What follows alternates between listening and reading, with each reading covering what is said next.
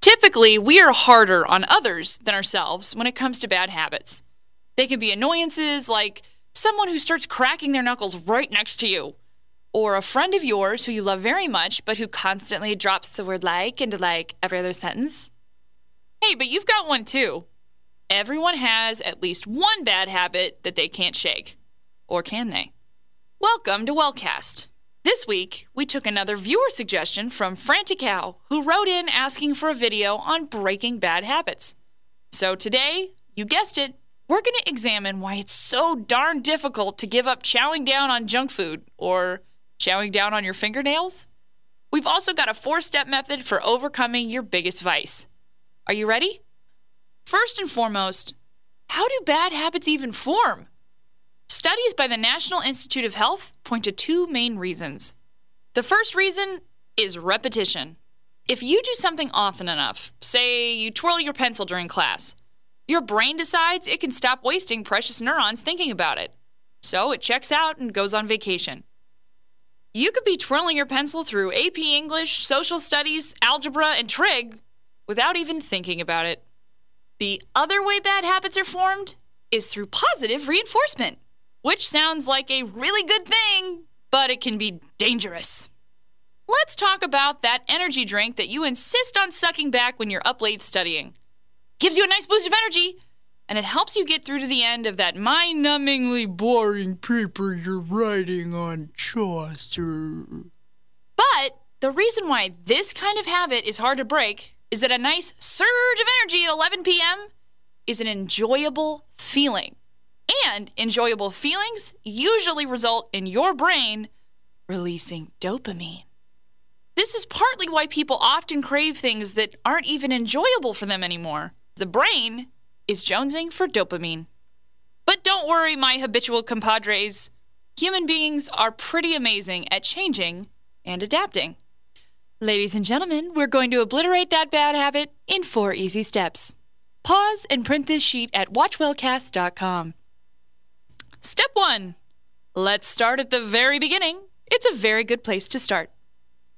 Write down the bad habit you're trying to quit. Start simple. Choose just one. Step 2. Learn to avoid your triggers. Take some time to think about the things that really make you crave doing your bad habit. If biting your nails is your vice, your triggers might be that last-minute quiz. Oh no, I gotta pay my electric bill, or how much money do I have in my account for rent? List these triggers in section 2 of your worksheet. Next to these triggers, write a list of ways you can avoid them. For example, read your syllabus every week, or make sure that you plan for automatic deductions for your electric bill. Step 3, substitute your bad habits for not so bad habits. Basically, you want to teach your brain by repetition to learn a new habit. So, if you tend to bite your nails when you're stressed and alone in your living room, stock your refrigerator with carrots and celery so that you can reach for something else to chew on when you're stressed out. Write a substitution next to every trigger on section 3 of your worksheet. Step 4. Gather your army. You do not have to do this alone. Enlist your friends to help you defeat this bad habit. Start by telling them that you're planning on eliminating this bad habit, and you need their help. Just the simple act of letting them in on this battle that you're waging is a step in the right direction. Remember, your friends can be bodyguards. They'll stand between you and your brain. Tell them to police you. If they see you reaching for those nails to bite, give them the permission to remind you of your mission. Or even slap your hand. Whatever you want. All right, guys, let's recap. Today, you learned 4 steps for beating your bad habit. You decided which habit you wanted to kick. You figured out your triggers for this bad habit, and you decided on ways to avoid and replace these triggers with healthier alternatives. If all else fails, you learn to enlist your friends in the fight. Tweet us at WatchWellcast, email us at watchwellcast@gmail.com, or leave a comment down below. We'll see you next time.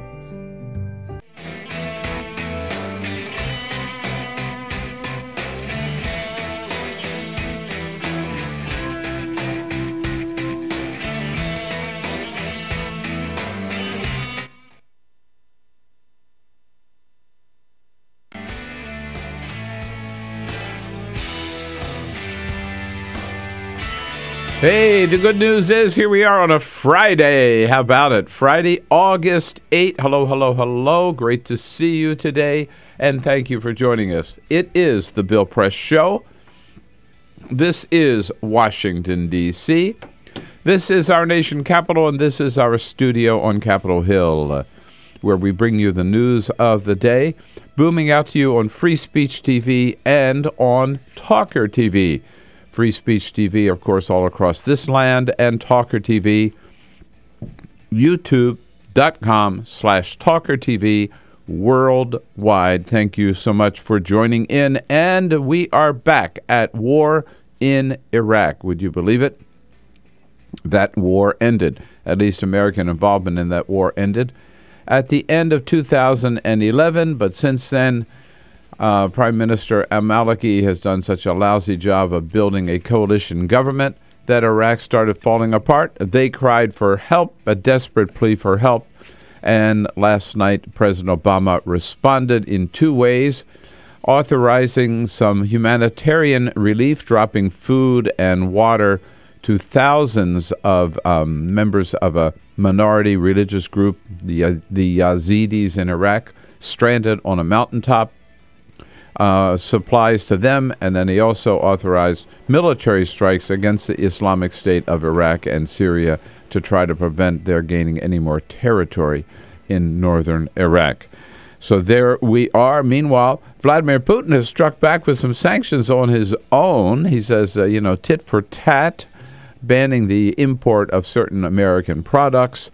Down in Tennessee, the Tea Party lost another one, Lamar Alexander easily defeating Joe Carr. And President Obama and the First Family begin their vacation this weekend on Martha's Vineyard. Isn't that what we all should do?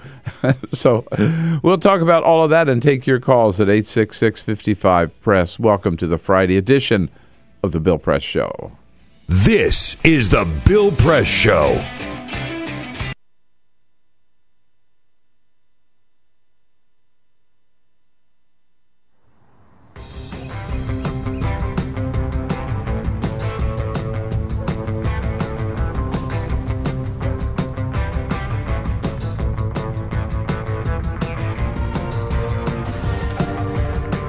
Sometimes when I'm walking down the street, I'm not necessarily looking out and seeing all these water-wasting lawns and people that aren't as connected to their neighbors and their lives as they could be. I'm walking down the street looking, going, edible oases, rainwater, fed landscape, and just looking at the possibility of these sort of landscapes up and down the streets of neighborhoods and communities all across this world.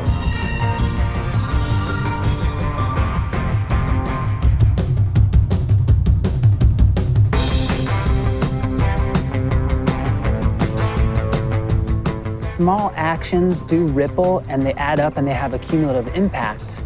And so when you're building upon your small mindful actions, you have the confidence and the ability to take on something a little bit greater. So that would be nice.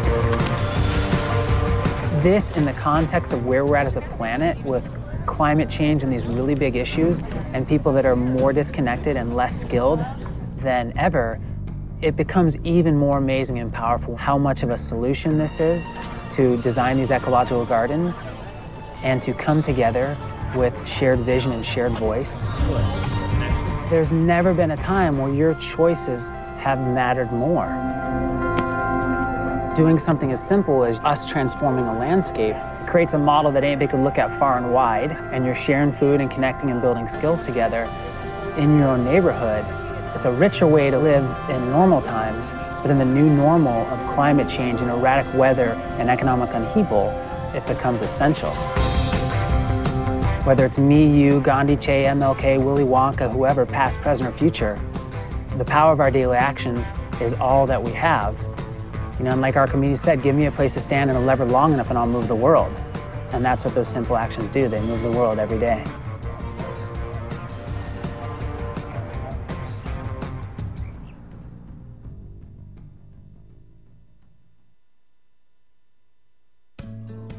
You wouldn't let money just blow out of your house. So when your AC or heater is on, make sure the doors, windows, and fireplace flue are shut tight. If you're headed out, turn down the AC. Or lower the heat by 10 degrees. And always keep your water heater set at 120. A little bit of common sense goes a long way. Get more great tips at energysaver.gov. So, I'm kind of new here, but I've noticed a trend. My human does this funny thing where she goes around and gets all my toys, and then she hides them in that basket by the door. But it's always the same basket, and it's always in the same place. And then she acts so surprised when I find them, but, she's putting them in the same basket. Again. It's like, hello, that's where you put it last time. You were the worst at hide and go seek.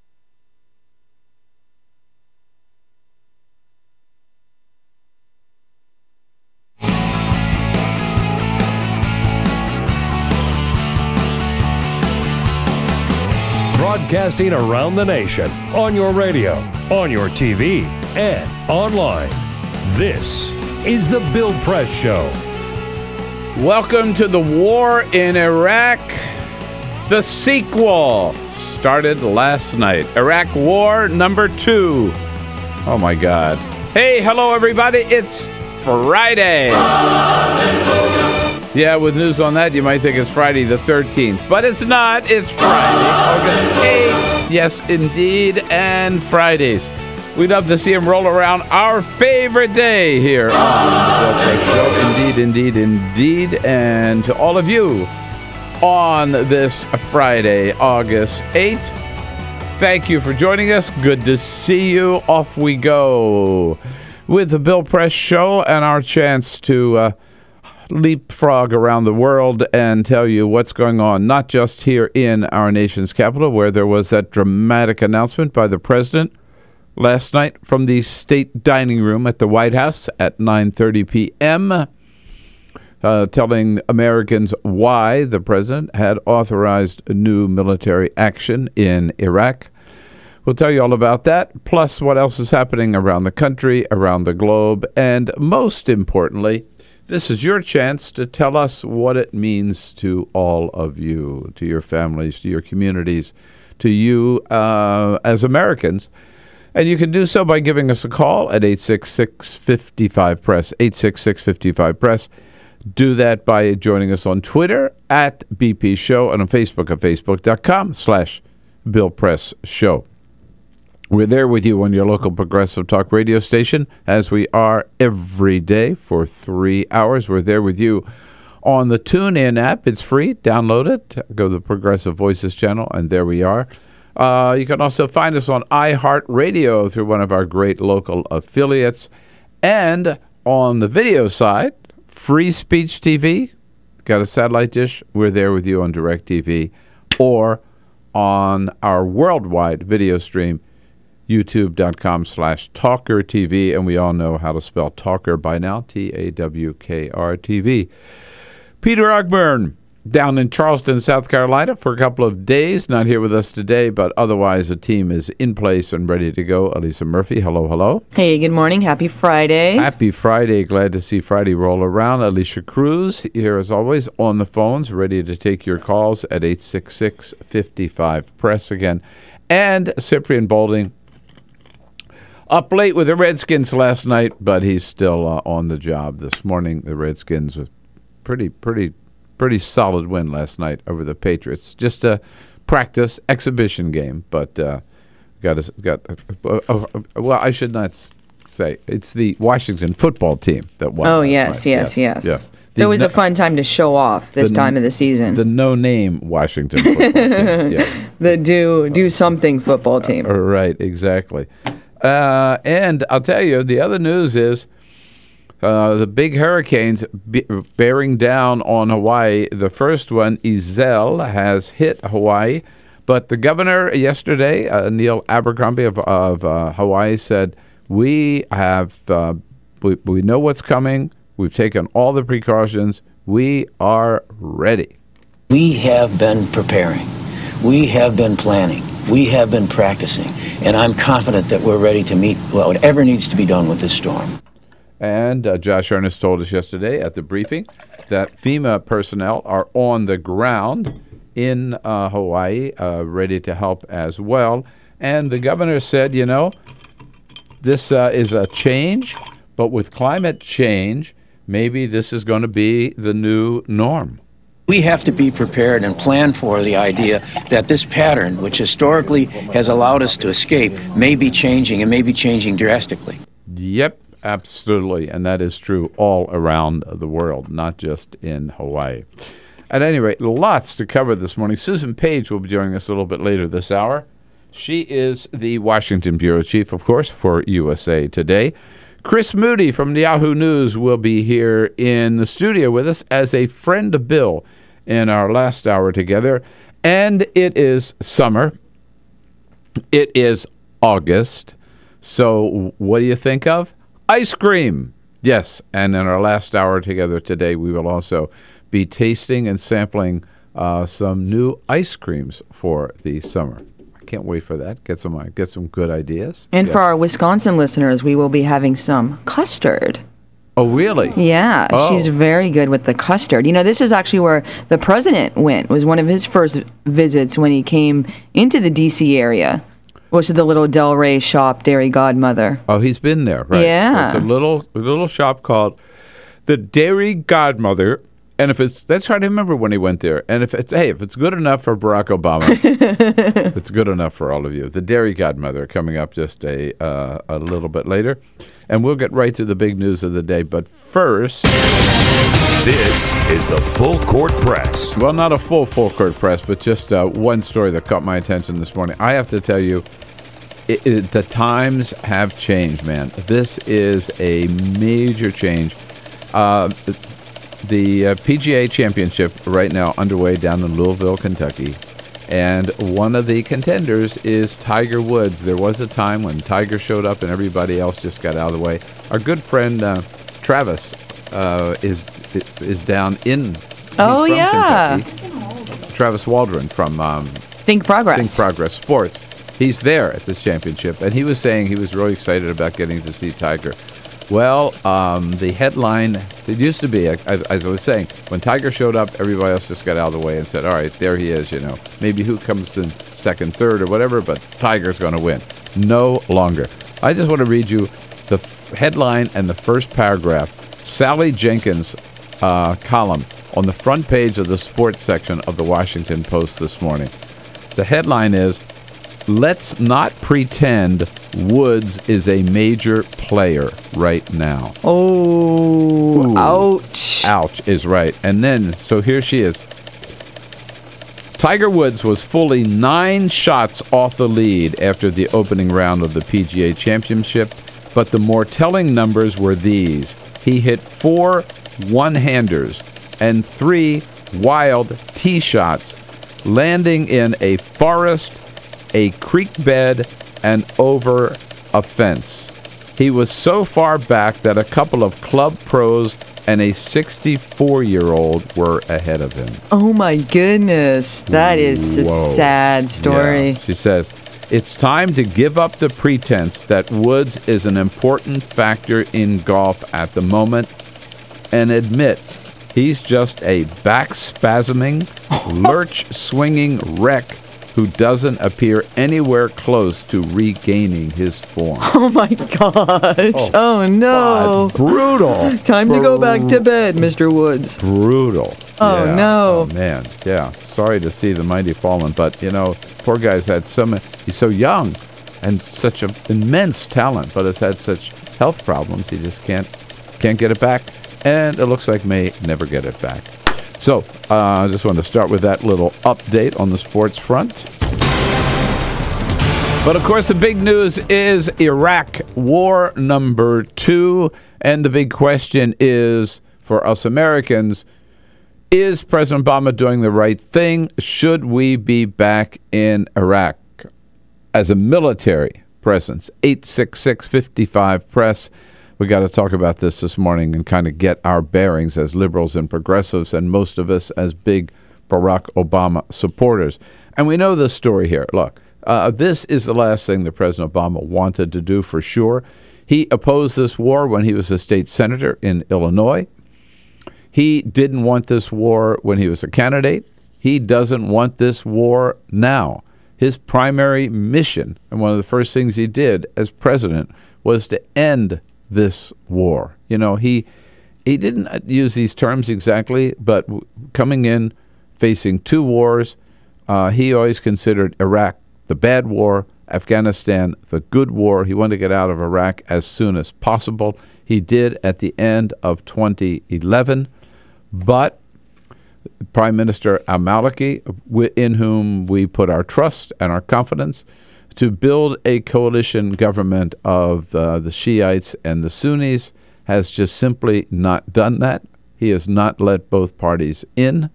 He has ruled autocratically, if not dictatorially, and he has also, there's been a lot of corruption. The military, he hasn't done a good job of shaping them up. And as a consequence, we saw recently where the Islamic extremist, the Islamic State of Iraq and Syria, either ISIS or ISIL, whatever you want to call them, started gaining territory, starting gaining new ground. Al-Maliki put out a cry for help, saying, you know, we need you Americans to come back. At first, President Obama resisted. And then in the last few weeks, we've seen the Islamic extremists get even more territory and start persecuting minorities. There are now thousands of a minority religious sect called the Yazidis who are stranded on a mountaintop, men, women, children, no food, no water.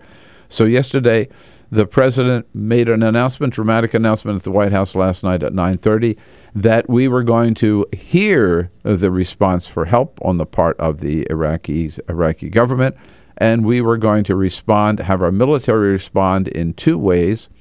One, to send some immediate relief, food, water, to the stranded Yazidis on this mountaintop, and secondly, authorizing the military to do targeted strikes, military strikes, airstrikes, no boots on the ground, airstrikes against the ISIS or again ISIL if they threatened certain key cities, including the city of Erbil. With that, the president last night saying, first of all, describing the plight of this of the Yazidi people. In recent days, Yazidi women, men, and children from the area of Sinjar have fled for their lives. And thousands, perhaps tens of thousands, are now hiding high up on the mountain with little but the clothes on their backs. The president pointing out that they have no food, no water. They're without food. They're without water. People are starving, and children are dying of thirst. So we're going to help them, the president said, but he's also going to authorize, don't get down there to number 4 if we can, Elisa, authorizing these targeted strikes. I've directed our military to take targeted strikes against ISIL terrorist convoys should they move toward the city. We intend to stay vigilant and take action if these terrorist forces threaten our personnel or facilities anywhere in Iraq. Our friend Peter Baker in the New York Times sums it up pretty well, I think, in his commentary on the front page of the New York Times above the fold this morning, where he says, in sending warplanes back into the skies over Iraq, President Obama found himself exactly where he did not want to be. Hoping to end the war in Iraq, Mr. Obama became the 4th president in a row to order military action in that graveyard of American ambition. Whoa. Is he doing the right thing? You know what? I got to tell you, I'm not sure. Certainly from a humanitarian point of view, it's hard to see people anywhere on the planet suffer like that. And if there is something that we can do to save lives and alleviate that suffering for innocent men, women, and children anywhere on the planet, that's who we are as Americans. We will do so. We feel compelled to do so, and we've always done that. And in this case, I think providing some relief to those people on the mountaintop, absolutely the right thing to do. As far as the military strikes, the president did make it clear. He said last night, no way troops on the ground. No way boots on the ground. We can hear that. Yeah. As Commander-in-Chief, I will not allow the United States to be dragged into fighting another war in Iraq. And so even as we support Iraqis as they take the fight to these terrorists, American combat troops will not be returning to fight in Iraq. No troops on the ground, but the president's got to admit, when the military is doing airstrikes against military targets, against these extremists in Iraq, that is military action. That is warfare. That may be warfare just from the air, but that is warfare. Once those strikes start, and so far as we know, they haven't started as yet, but they have now been authorized. I think it's just a matter of probably of hours before they hear that they've begun. We are back at war in Iraq, where I don't think we ought to be. There is, let's face it, there is no military solution to the problems of Iraq. We could put our entire army there and keep them there as an occupation force, and then maybe we could provide some stability to Iraq. But short of that, it's never going to work.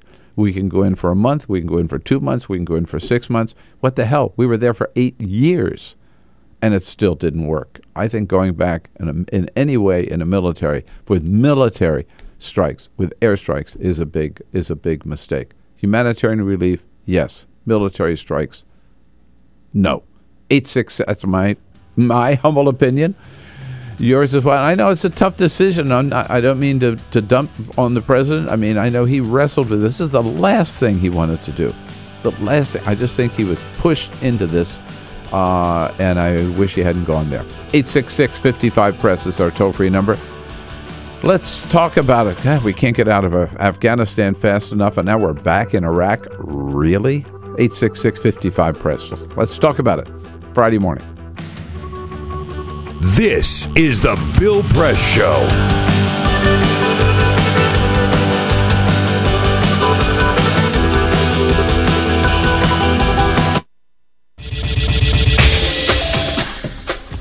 Tune into Free Speech TV for Democracy Now!, a national, independent, award-winning news program bringing you people and perspectives rarely seen on corporate media. Grunt work. Love it, hate it, useful, not useful. Necessary. Our social entrepreneurs are people who have been on the front lines of social change. I've learned so much from talking with them. This is Cafe Impact, and I'm Jonathan Lewis. I will say that I think is a challenge for anyone, especially the new workforce as they come in, is the ability to accept grunt work with grace. The most boring, awful details are the most important elements of doing this work. From the way you save names in your Rolodex to the way you bank and you deposit checks. The truth is, this work isn't glamorous, it's rewarding. You don't go into this for the glamour, you go into it for the impact. And so it takes that determination to do the scut work to actually get anywhere. It can be really challenging in a first job for someone who's coming out of finishing school to have the enthusiasm that they do to make the type of social impact that they've dreamed of. And now they're here in this first job, and all of a sudden they're shouldered with all this grunt work. And they don't understand, and they don't get it, and they're resentful. Talk more about the power of answering phones. Sure, I did that myself, took out the trash, cleaned offices when I had to, and it's all good. There's power in being a good team player and in being somebody who sometimes has to support other people's leadership before you get to have your own moment in the sun. Is it hard to wait? It is absolutely hard to wait, especially if you're an alpha female like I am. I think grunt work can help a new employee build trust internally and teach them the nuances of how an organization is run so that they can have a real good sense of what HR is doing, what finance is doing, what all the other departments are, and that actually makes them a better employee in the long run. So in my role on a daily basis, I literally can be looking at a new venture in software. We could be looking at a microfinance deal. I could be making coffee, taking out the trash, and riding a tractor on any given day. Have you found people who thought it was demeaning that they were given this job, work in the front office and make the coffee when they graduated with all A's from this great university. And, people like that just don't last very long in our world. If your approach to life is that, you're so smart and you're such a fabulous entrepreneur that you can't understand why people aren't giving you opportunities, it's really hard to advance.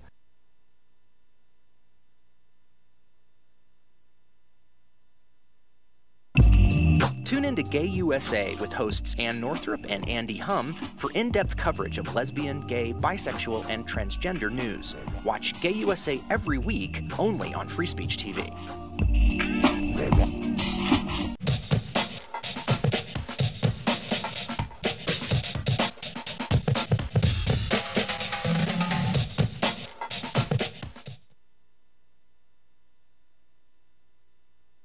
What the frack? What the frack? What the frack? What the frack? President Obama, are you fracking kidding me? Reopen the EPA studies. In Texas, Wyoming, and Pennsylvania. Fracking pollutes our oceans. Fracking poisons our water. Fracking makes climate change worse. Fracking relies on toxic chemicals that cause cancer. Ban fracking now. Ban fracking now. Go on.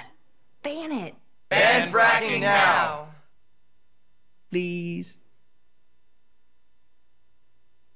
Against the ISIS, if they continue to threaten Erbil. They are now a 30-minute drive from the city of Erbil, where there are, and this is the northern part of Iraq, which was considered fairly safe because the Kurds were in charge of that area, but even the Kurdish forces have been falling in light of the ISIS onslaught, and the president authorizing military strikes against ISIS if they get any closer to Erbil or threaten that city. Did he do the right thing? 866-55-PRESS. Joanne out in Gettysburg, South Dakota. Hello, Joanne. Good morning, Bill. Yes, what's up? Sadly, we broke it. We own it. We have to do something to fix it. We can't even get those people off of that mountain till we get those terrorists away from the mountain. But do you think, I hear what you're saying, Joanne, do you think we can possibly fix it? And and can we fix it with airstrikes alone?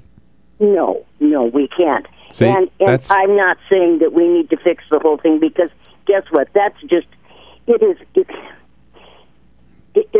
just so exasperating. I know. But we have to get those people off of that mountain. Those dirty devils have them up there and to die or come down and get shot. Yeah, I know, absolutely. And a lot of them didn't even make it to the mountaintop because they were executed before they got there. No, it's no doubt about it. It's a horrific situation. Thanks, Joanne. Ted in Denver, Colorado. Hi, Ted. Hi. Hey, perhaps it's time to discuss the possibility of making Iraq a U.S. territory or possibly even statehood. Well, you know what? If we occupy it, that's what it's going to be, and I don't think anybody wants that. But you do make a good point, and so does Joanne. These targeted, limited airstrikes are not going to do the job, and we're just going to eventually have to face a decision, it seems to me, of occupying it or getting out and letting it fall apart. This is the Bill Press Show. This is my computer. This is your computer. Let's go on the internet. Let's go. Click it. Yes. Okay. I cursor in between the R and the E. Pressing dot, I want you to just push the period. She's gonna love me all over again. That's it. Jamaica, here you go. Here we go. Good job. Thank you. And I did it by myself. Feel smarter. So, I'm kind of new here, but I've noticed a trend. My human does this funny thing where she goes around and gets all my toys, and then she hides them in that basket by the door. But it's always the same basket, and it's always in the same place. And then she acts so surprised when I find them, but, she's putting them in the same basket. Again. It's like, hello, that's where you put it last time. You were the worst at hide and go seek.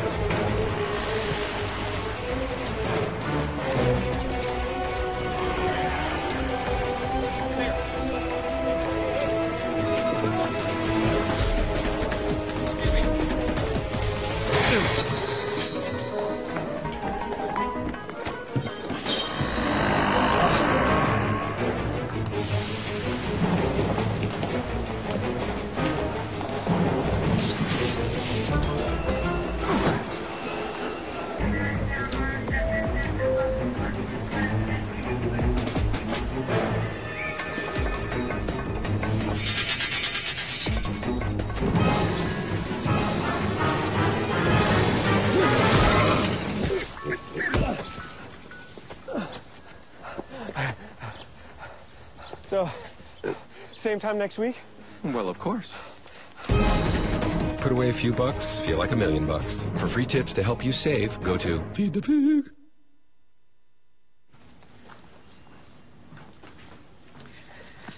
All right. I know this isn't any fun to talk about, but we should. Okay. So who's going to do what? I'll pack the dead batteries. Great. I'll only put what I don't need into a duffel bag. Perfect. That's totally unhelpful. No problem. Meanwhile, I will try to comfort everyone by speaking in a calm voice. And I'll try to get the generator going without any gas. Oh, let's not forget the cell phones, which probably won't work. Right. And who is going to handle supplies? I can forget to do a list for us. Thanks, pal. Well, I think we couldn't be any less prepared. I'm proud of you guys. Talk to your kids about who to call, where to meet, what to pack. Visit ready.gov/kids for tips and information. Hey, thanks for stopping by. You know, I followed your character since the first episode. I'm a big fan. Big fan. Thank you. And listen, your storyline, it makes for incredible TV drama. Thing is, your drug use is very adult content. Too adult for the kids. So I'm gonna have to block you. Oh, man. Yeah. Well, have a good one. You're a nice lady.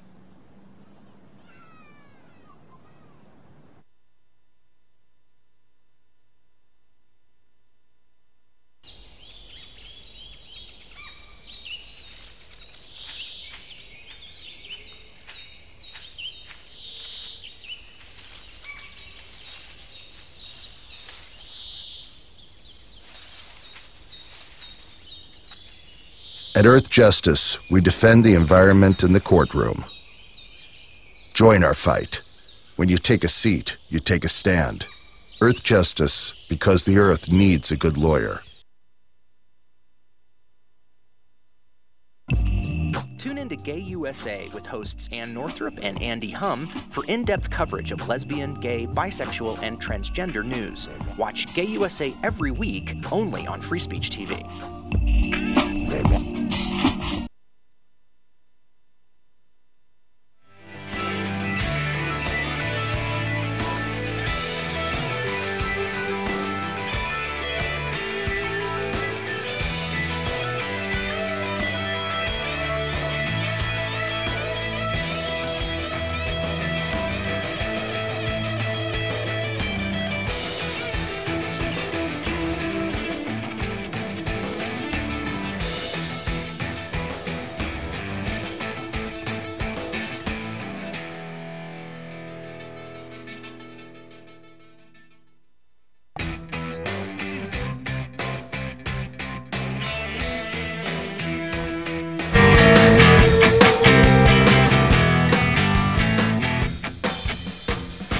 "34 minutes after the hour on a Friday, talking about the president's big announcement last night.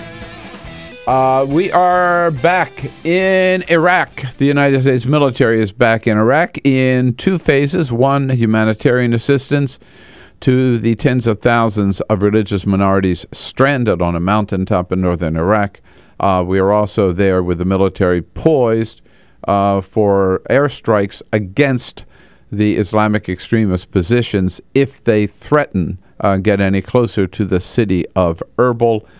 Just the headlines in the Huffington Post, I think, tell the whole story. America is coming to help, quoting the president last night. And here's how HuffPo sums it up. Airstrikes authorized. Humanitarian airdrops underway.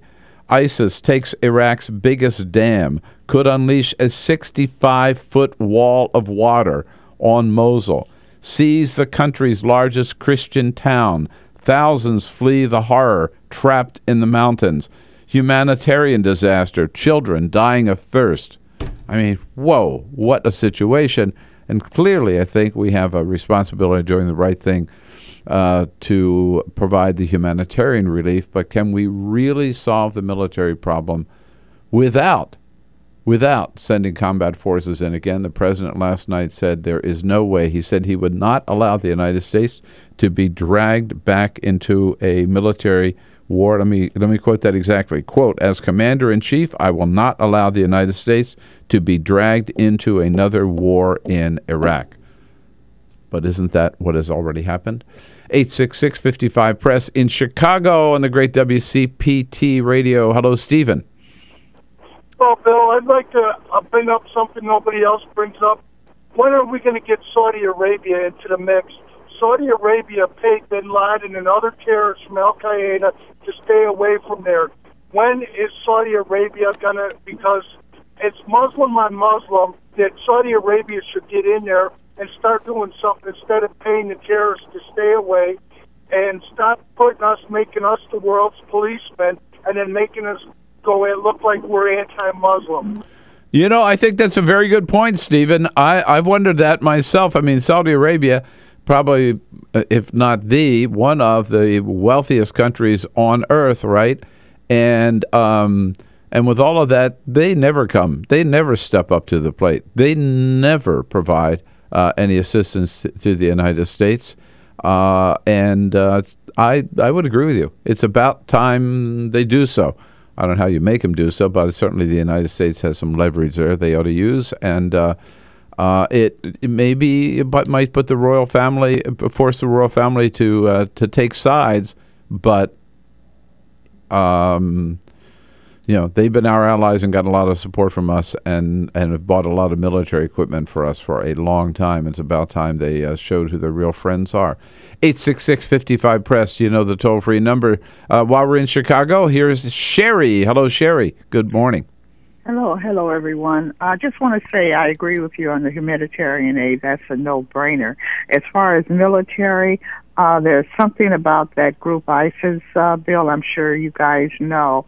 They're getting help from other countries that we don't know about. There's something underlying that's going on with that group that has made the president fearful. Because he normally doesn't act like that. So he's been told something. So what he's doing militarily, and we might end up with troops on the ground, because we might wake up one morning and that country no longer is named Iraq, if you get my drift. So he's not going to stand idly by like he has before. He has to do something, and what he's doing, I agree with 100%. Don't like it, but he's doing what needs to be done. But you said it, Sherry. I think you see it the way I do, in that eventually, if we're really going to stop this ISIS group, right, there's going to have to be some American military presence on the ground. You can't do it just by airstrikes. And you can't, I'll tell you another thing, Sherry, you must agree, you can't count on the Iraqi military to do it, right? It's only the Americans. And the last thing we want. Look, I want to come back. Remember Joe Biden, right? Way back, before he was vice president, Joe Biden said, look, here's what's going to happen to Iraq. Iraq is not one country. And it was never one country. We made it one country. We, the West, made it one country after World War I. We just carved out the lines and said, okay, you Shiites, you Sunnis, and you Kurds, we're going to throw you all together in this territory, and we're going to call it Iraq. And then Senator Biden said, look, this has never worked. It's never been a unified country. It's going to fall apart someday. It's eventually going to wind up being a Sunni country, three countries, a Sunni land, a Shiite land, and a Kurd land, and Kurdish. And so you might as well accept that and let it happen like right now. Joe Biden said that when George Bush was saying we ought to invade Iraq to overthrow Saddam Hussein. Joe Biden was right then, and Joe Biden is right today. And I think we'd have been a lot better off if we had just let that happen. It's going to happen, and it looks like it's happening now, and there's no way we're going to stop it. Wally in Edwards, Missouri. Hello, Wally. Good morning. How you doing? All right. What do you think? Help us out here. Well, the people over there, we did away with their military. Their military was disbanded. Yep. By Paul Bremer, remember, big mistake. By doing that, we we broke it, we own it. And what they need to do, them people over there now, they got guns, they're dropping their guns and running. I know. We don't do that. I know. So what are you saying, Wally? We got to send troops back in? I hate to say it, but we may have to, because we got to get it straightened out so they can get the Kurds and the Iraqs and all them. And like you said, they may need to do that. Never. You know, I love Peter Baker's expression in the New York Times this morning. Let's face it. This is Iraq, the graveyard of American ambition. 4 presidents sending troops into Iraq in some one fashion or another. George H.W., Bill Clinton, George W., and now Barack Obama. No way. Ain't going to work. Joey out in Chicago. Hello, Joey. What's up?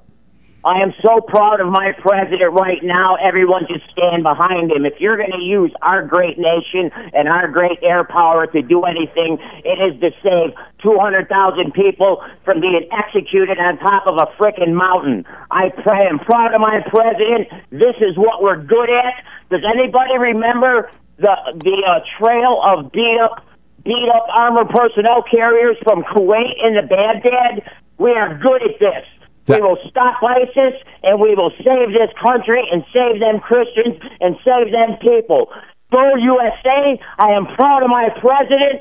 Go Barack Obama. I am so proud of you. Save them people. Joey, the humanitarian assistance, everybody agrees with you. Do you really think the Americans are ready to send troops back, start another war in Iraq? No? All right. I hear you, Joey. I hear you. I mean, yeah. USA. Really? Iraq, war number 2. I just don't think, here's my fear. I don't think we can get out of this with this. Maybe it worked, and it did work in Libya, right? We just do airstrikes alone and overturn that government, and of course it's a mess now, but whatever. But airstrikes alone in Iraq are not going to do it. And if we're really going to stop ISIS, it is going to take troops on the ground. I don't think the American people are ready for that, and I think it is a failed mission, and that's the last thing Barack Obama wants or needs. We'll continue to talk about this throughout the morning. This is the biggest story of the day, of course. We'll also get Susan Paige, her take on it. And when we come back, Washington Bureau Chief for USA Today. This is the Bill Press Show.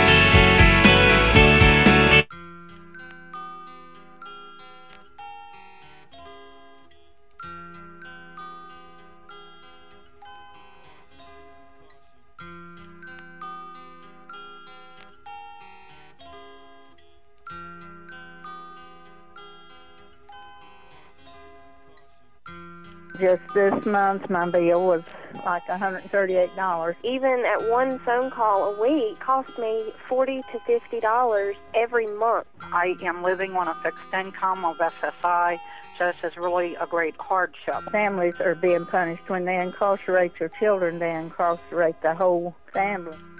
In 2011, the Media Action Grassroots Network, Working Narratives, and Prison Legal News founded the Campaign for Prison Phone Justice, an effort to call on the FCC to address the cost of interstate phone calls.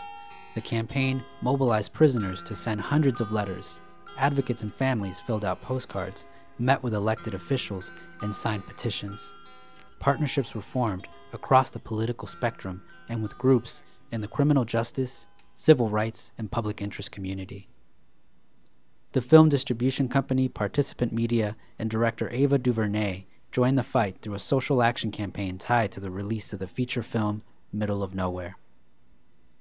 In an effort to push the FCC to act, the campaign hosted a historic rally outside of the Federal Communications Commission where for the first time, families of prisoners, elected officials, civil rights and faith leaders came together to call for an end to predatory phone rates. We're all held captive when predatory phone companies gouge our families. My son has been incarcerated now for over 10 years, and my husband estimates that in the time we spent over $25,000 on prison phone calls. My hero's not yours. You probably arrested them. Your schools probably neglected them. They spawn thoughts, you probably infected them. Feed us what you feed us, you can lay us next to them. FBI call it major crimes. Babies making babies cry.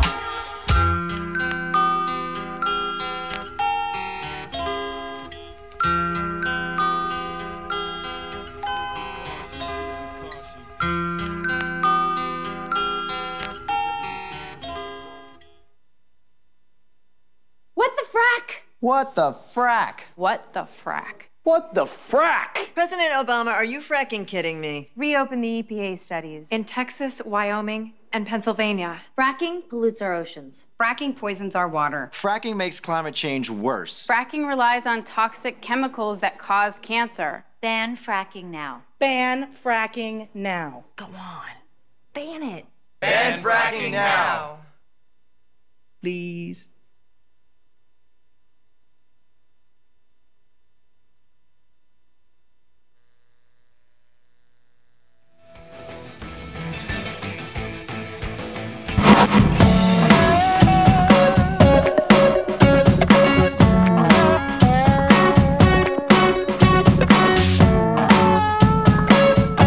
On your radio, on TV, and online. This is The Bill Press Show.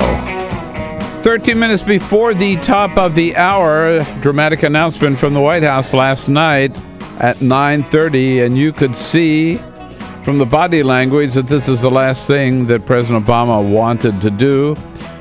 Susan Paige is the Washington Bureau Chief for USA Today. Susan, back in Iraq? Really? Man. What do you think?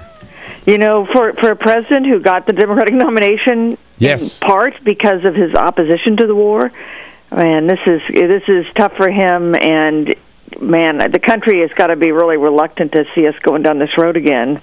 Yeah, and you know, there are two aspects of it, as we've been talking this morning. The humanitarian relief, I mean, I saw these pictures of these people stranded on this mountaintop. It's unbelievable. Oh. You know, it's almost like if we can do something there, we're compelled to, right? We want to, and we have to. Well, true. But it's the other side of the equation, I think, that concerns me, and I'm sure that's where the president had a lot of reluctance, is what can we do short of sending ground troops in to stop ISIS or these Islamic extremists? And, you know, I'm sure a lot of Americans have these competing impulses. One is we've invested so much, how can we leave it now? Yeah. And the other is we've invested so much, how can we possibly do more? Why, you know, this has been such a difficult region, not just for this administration, but in the past. And, I mean, I think Americans just look at it and say, what should we do? What's the right thing to do? And how can we avoid the kind of commitment and the kind of costs that we've seen in the previous decade?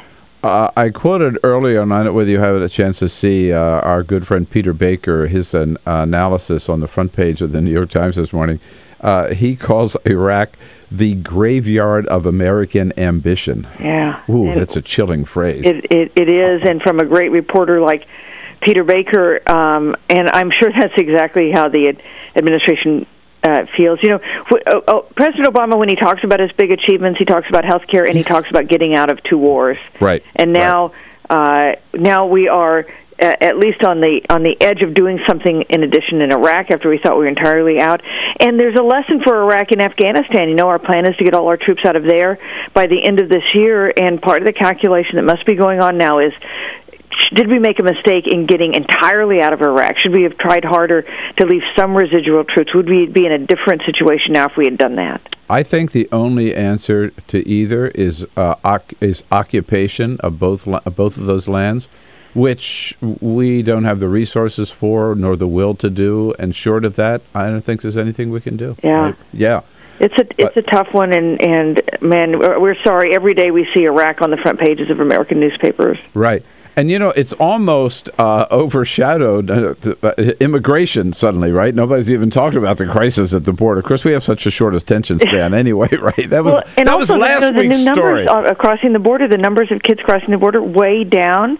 I think we're not entirely sure why. It might be because the summer is a hot time to do this dangerous journey, but maybe there's also an effect that we still have all these thousands of kids, of course, in the United States now. Right. Came across the border, but there is some sense that the flood of kids across the border has ebbed. Has slowed, indeed slowed. And we are waiting for, don't you think it's pretty clear now that Congress leaving town, Susan, without doing anything about this crisis, that we can expect the president to act, so far as he can, at least, by executive order? Well, he's made it pretty clear that he's going to do something big on immigration this summer, in the coming weeks, and we think it might be to extend the protections he gave to Dreamers to other members of their families. And man, if you think we've had a firestorm in Washington before, just wait for the reaction if and when he does that. Yeah, no, I've heard that same at the White House, at the briefings. It keeps coming up a little bit, and the little hints that they're definitely planning some executive order, maybe by the end of summer. Yeah. Well, they told advocacy groups who've been pushing him for years to do this. He said he didn't have the authority. Now I think they're going to try to seize what authority they think they have to do something big for maybe as many as 4 or 5 million people who are here illegally now. You're right. That is real. That would really be stir things up. I tell you, if people didn't like what he's done so far, wait till that happens. Now, Susan, did you get caught in any motorcades with the Africa Summit here this week? Motorcades everywhere. Everywhere you looked. I mean, and some of them, I saw some motorcades, our office is on I Street, down block from the White House. I'd see a motorcade that would have 5 police cars, then 1 van, and then a police car. I mean, it would be a motorcade with who were they escorting? More police cars. and one van that must have had someone really important in it. Well, I think they're all out of town by now, but I mean, there's never been such a collection of heads of state before at one time. We can make fun of the effect on the traffic, but it was a pretty historic event to have all these African leaders in town. Yeah, indeed. And a very important focus, I think, on the business opportunities on that continent. Although sadly overshadowed by the Ebola virus and the outbreak there.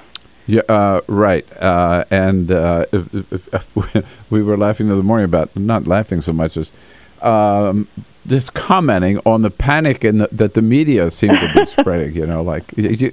Watching Fox News, at least, you would think that every other person on the street had the Ebola virus, right? Well, it was funny to see. It was like the O.J. Simpson white Bronco when the woman was coming back from West Africa and going to the facility in Atlanta. You'd think they had helicopters overhead to watch the procession of that ambulance. Right. Now, you and I go into the weekend, Susan, but the president and the first family go up to Martha's Vineyard for their big vacation. Half duty. Yeah. Right. Do you think this Iraq announcement now will have any impact on the president's plans, change his plans? Well, I don't know if it will change his plans, but I'm sure it's going to infringe on his vacation, right? Yeah. And as we know, presidents are presidents wherever they are. They're never really away from the tumult. And there always seems to be something in August that happens that keeps everybody from having a really restful time. Yeah, you bet. He's going to have to spending a lot of time on this, even up on Martha's Vineyard.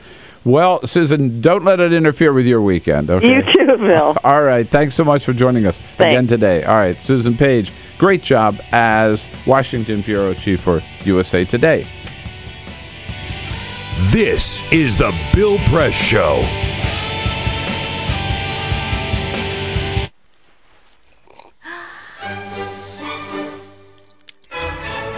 When I started learning about nutrition, about which, by the way, much less is known than you might think, I learned that what mattered most about one's health was not necessarily the nutrients, good or bad, that you were consuming or staying away from, or even the calorie counts. But what predicted a healthy diet more than anything else is the fact that it was being cooked by a human being and not a corporation.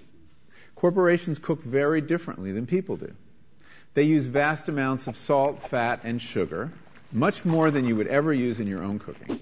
And the reason they do that is those are 3 incredibly attractive and incredibly cheap ingredients. And when they're layered properly, as in a chip or pastries and forms of junk food, they're incredibly addictive. They really press our buttons. They activate our dopamine network, our cravings.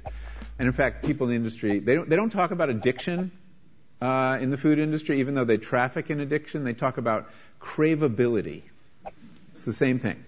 And snackability is another term they use. It's a lovely word. And then the last point about corporate cooking that's important to understand is they cook different stuff than you do at home. What they're good at, in general, they don't cook that well, but things like chips, they cook incredibly well. And here's a classic food that if you make it yourself, if you've ever made French fries, you have to wash the potatoes, you have to peel the potatoes, you have to slice the potatoes, you have to fry them in a lot of oil, you have to spatter your entire stovetop, you have to clean up, and then you have this pot of oil you have to get rid of. I mean, it's really difficult, and it's a pain. They're wonderful, but it's a pain. And if you make them yourself, you'll only eat them every 6 weeks, 2 months, because it's too much work. But when you let corporations cook for you, it's so simple and so inexpensive, and they're really good, that you will have them twice a day, as many people in America do. So you see the kinds of foods you end up with are these labor-intensive foods and desserts. These special occasion foods become everyday foods when we let industry cook for us. Eat anything you want, just cook it yourself.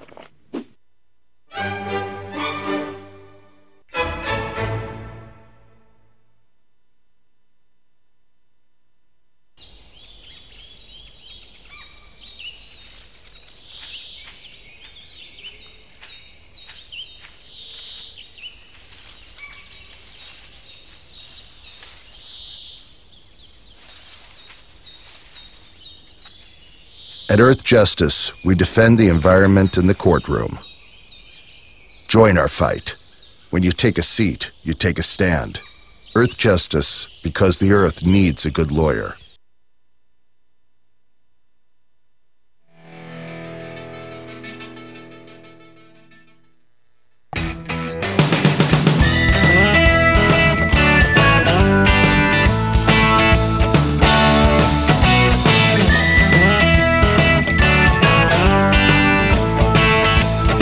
This is the Bill Press Show. All right, just closing down hour number 1 here on a Friday, August 8th. In the next hour, Luke Johnson will join us. He is a Washington correspondent with Radio Free Europe, talking about the new sanctions that Vladimir Putin has slapped on the United States. A little tit for tat here. We'll also continue to talk about the situation in Iraq, and then we'll talk outer space with Joe Cassady from the executive director of space for Aerojet RocketDyne. All of that coming up, and ice cream in the third hour together. Ice cream for the summer, so stay with us. This is the Bill Press Show.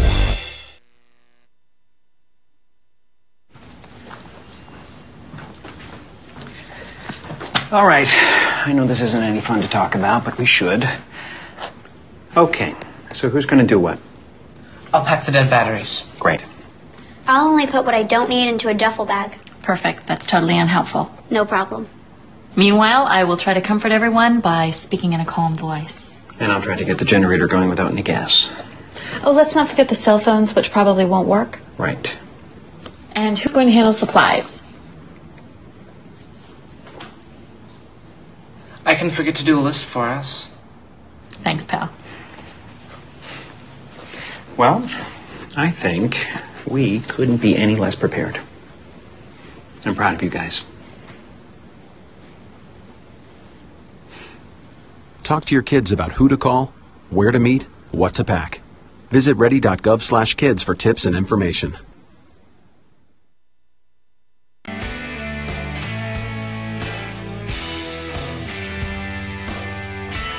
Hey, the good news is here we are on a Friday. How about it? Friday, August 8th. Hello, hello, hello. Great to see you today, and thank you for joining us. It is the Bill Press Show. This is Washington, D.C. This is our nation capital, and this is our studio on Capitol Hill, where we bring you the news of the day, booming out to you on Free Speech TV and on TawkrTV. Free Speech TV, of course, all across this land, and TawkrTV, youtube.com/TawkrTV worldwide. Thank you so much for joining in, and we are back at war in Iraq. Would you believe it? That war ended. At least American involvement in that war ended at the end of 2011. But since then, Prime Minister al-Maliki has done such a lousy job of building a coalition government that Iraq started falling apart. They cried for help, a desperate plea for help. And last night, President Obama responded in two ways, authorizing some humanitarian relief, dropping food and water to thousands of members of a minority religious group, the Yazidis in Iraq, stranded on a mountaintop, supplies to them. And then he also authorized military strikes against the Islamic State of Iraq and Syria to try to prevent their gaining any more territory in northern Iraq. So there we are. Meanwhile, Vladimir Putin has struck back with some sanctions on his own. He says, tit for tat, banning the import of certain American products. Down in Tennessee, the Tea Party lost another one, Lamar Alexander easily defeating Joe Carr. And President Obama and the First Family begin their vacation this weekend on Martha's Vineyard. Isn't that what we all should do? So we'll talk about all of that and take your calls at 866-55-PRESS. Welcome to the Friday edition of the Bill Press Show. This is the Bill Press Show. I wrote Black Stats because I wanted to compile an easy reference of contemporary information to help inform our conversations about Black America's current conditions. The final play, take me through it. Well, I'm the best corner in the game. When you try me with a sorry receiver like Crabtree, that's the result you're going to get. Don't you ever talk about me. The way in which he was cast as a thug and the way in which people negatively responded to him engaging based purely on his appearance and his so-called cockiness, I think is associated with a stat that we found, how Black players are 67% of the players in the NFL, but they receive 92% of the unsportsmanlike conduct penalties. There's this ongoing criminalization and negative or destructive public narrative associated with being cocky and Black. Over time, this very destructive image of a welfare, sort of the welfare queen, has played a role in how people respond to poverty and, I guess, among Black women. Black people now account for less than a third of TANF recipients. So this idea of a Black welfare queen really just has no credence and is not really justifiable. Often in education, we hear, probably more often than not, that Black parents are not engaged in conversations about education at home. In fact, 83% of Black high school students have had their homework checked at home, compared with 57% of white students and 59% of Asian students. The popular narrative for so many years has been there are more Black men in prison than in college. We have more work to do when more young Black men languish in prison than attend colleges and universities across America. And that's not true. Today, there are 600,000 more Black men in college than there are in prison. So in the conversation about progress, 84% of Black Americans aged 25 and older now have a high school diploma or better, compared to just 31% in 1970. And 20% of Black Americans have a college degree or better, compared with just 4% from 1970. So there is a story of progress.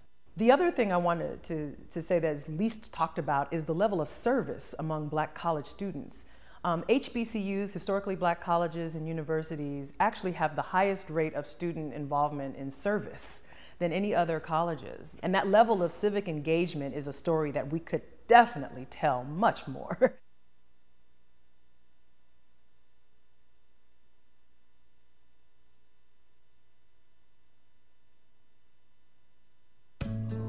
You wouldn't let money just blow out of your house. So when your AC or heater is on, make sure the doors, windows, and fireplace flue are shut tight. If you're headed out, turn down the AC or lower the heat by 10 degrees. And always keep your water heater set at 120. A little bit of common sense goes a long way. Get more great tips at energysaver.gov. So, I'm kind of new here, but I've noticed a trend. my human does this funny thing where she goes around and gets all my toys, and then she hides them in that basket by the door. But it's always the same basket, and it's always in the same place. And then she acts so surprised when I find them, but, she's putting them in the same basket again. It's like, hello, that's where you put it last time. You were the worst at hide and go seek. On your radio, on your TV, and online. This is the Bill Press Show. Hey, you like the first Iraq War? Guess what? You're going to like the second one even better. Hello, everybody, and welcome to the Bill Press Show this Friday, August 8th. Great to see you. We are coming to you live from Washington, D.C., our nation's capital, and our studio on Capitol Hill in Washington, D.C. Not much happening on Capitol Hill, but a lot happening down at the White House last night, 9:30. President Obama going in front of the American people and saying that he has agreed to send military assistance back to Iraq in the form of humanitarian assistance and military strikes against the Islamic extremist or ISIS. Is he doing the right thing? 866-55-PRESS. Are the American people really ready to go back in military action in Iraq? Certainly, it's the last thing, the very, very last thing that President Obama ever wanted to do, or a situation that he ever wanted to be in. That's just one of the things we got to talk about today on this Friday, August 8th. Good to have you with us. Remember, you can join the conversation anytime at 866-55-PRESS. Send us your comments on Twitter at BP Show and on Facebook at facebook.com/Bill Press Show. Here on your local progressive talk radio station and on Free Speech TV and on worldwide on TawkrTV, our video stream, youtube.com/TawkrTV. Peter Ogburns got the day off, taking care of a little business down in Charleston, South Carolina. But Elisa Murphy here, very much in charge, keeping us going. Hello, Elisa. Happy to be here. Happy Friday. With the rest of our team, Alicia Cruz on the phones, Cyprian Bolding on the video cam, and in studio with us to help us sort through some of the big stories of this morning, this first half hour. Luke Johnson is the Washington correspondent for Radio Free Europe. Luke, how are you? Good to be here. Good to see you, too, on a very busy news day, right? Right, a very eventful Friday. Yeah. By the way, Oprah. We don't hear that much about Oprah anymore, but Oprah is still very much out there and still a force, and yet reinventing herself. Yesterday, she was on Good Morning America to announce that she, the latest thing she's going to be, she already has her own network and her own magazine and her successful afternoon show for years and years and years. Now she is going on tour to teach people, maybe to help people live the life that they have always wanted to live, but maybe were afraid to try or something. It's called the Oprah Life You Want Tour. Here she is. Well, it's what I've always wanted to do, Amy, and now to be able to speak one-on-one to audiences, going on the road and actually talking to people about how they can actualize the life that they want for themselves. Queen Oprah, man, she's nonstop. Seems like she's taking her show on the road. Yeah. That'd be very successful because it's always been her in her studio in Chicago. Right. And she's got a huge following. I'd go out to see Oprah. Yeah, hopefully she brings all of her favorite things, so people get some free gifts along the road. Car, perhaps. Yeah, right. Yeah. Look under your chair. The keys to your car. Yeah. So Luke Johnson here with us this first half hour. Then we're going to talk outer space in the second half hour, and Chris Moody from Yahoo News will be along as a friend of Bill in the next hour.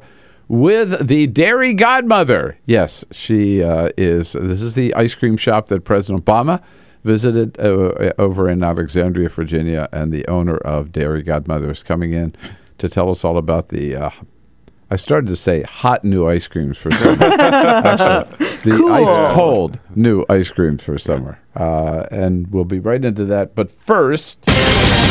This is the Full Court Press. In Peter's absence, we can never do the full court, just a mini full court, but one little story that you need to know about this morning.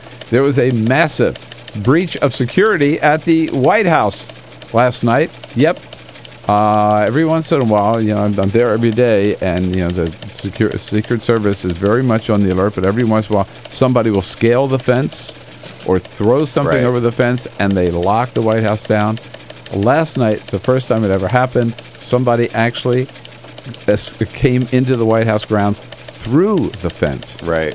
A toddler, a little, I don't know, it doesn't say 1 or 2 year old, actually squeezed through the fence, was there with his parents. Little tiny parents guy. Were taking pictures, a little tyke, squeezes through the fence, and suddenly the Secret Service is faced with this intruder on the White House grounds who is running around and got through the fence. So the Secret Service, they did apprehend him. Sure. They did not arrest him. They returned him to his parents. At first, they said jokingly that they were thinking of detaining him until he was old enough to question him. So cute. About how he got on the White House grounds. Right? Yeah. So 14 years later, they finally... I'm really sorry. It was about 8 o'clock last night. I'm really sorry that I wasn't down there to see that. I'm sure the Secret Service was like, what the hell? Well, most amusing intruder ever. Yeah, absolutely. And it wasn't Noah Ritter trying to make headlines and it wasn't again. That little Noah Ritter from Pennsylvania. Although the kid from apparently. Although I would not have been surprised if it had been Noah. It was apparently you're not allowed on the White House grounds. Apparently the Secret Service doesn't like it. No, that would have been Noah Ritter. So everything is safe back at the White House, and the president was not in any way threatened at any time by the toddler. Secret Service, they are on the job. Well, Luke, you came in to talk about Russia, which you've been helping us understand here for the last few weeks. But we got to start with the president's announcement last night about Iraq. Those of you just joining us maybe didn't catch it because it happened at 9:30 last night. We know Iraq's been in serious trouble for some time with the threat of this Islamic extremist group called ISIS, Islamic State of Iraq and Syria. They want to create an Islamic state there under Sharia law. And they've gained a lot of territory this week. Just earlier this week, seized the largest dam in Iraq from the Kurdish forces, who are sort of the better trained and considered the more efficient military forces in Iraq. But even the Kurdish forces fell to the Islamic extremists there. So Iraq's been asking for help for several months now. The president has resisted, but then this week there are tens of thousands of minority religious groups, the Yazidis and Christian groups also, who have been persecuted by the Islamic extremists. The Yazidis, tens of thousands of them have sought refuge on top of a mountain where they don't have any food, any water. So the president said last night he is going to send, the military has already dropped food and water to these Yazidis on this mountaintop. That's Mount Sinjar.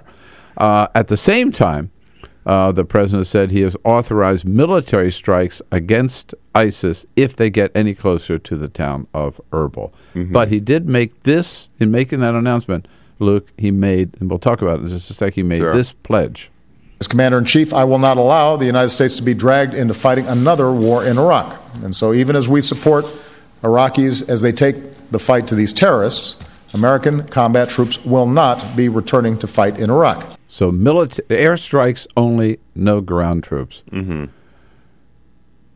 The humanitarian assistance, Luke, I think we can agree, we got to do it. We can do it. We got to do it. Right thing to do. Right. The U.S. can provide food and water and already has. So, yeah. Right. Yeah. The question is the military side of the equation. Right. Can we do it with airstrikes alone, or are we looking at inevitably ground forces back in Iraq? I don't foresee something, along the lines of, what the U.S. had in Iraq before, which is hundreds of thousands of ground troops, a full-scale invasion. However, I don't see how you just have airstrikes and then you just stop there. I mean, Obama wanted to stop at, he wanted to wash his hands clean of Iraq. Now, humanitarian, now airstrikes he's authorized. It becomes a slippery slope. We already have military advisors in Iraq. I don't foresee, why the U.S. could not possibly send more advisors in to Iraq.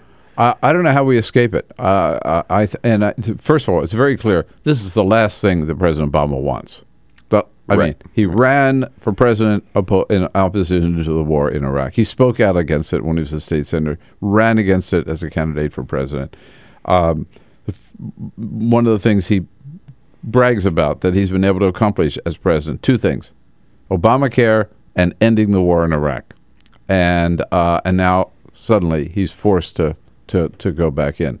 But I'm afraid that these Islamic extremists are strong. They are well armed. They've stolen, but they got a lot of their arms from the Iraqi army that just ran for the hills. They have our arms. They have our arms. Yeah. No, yeah, that's right.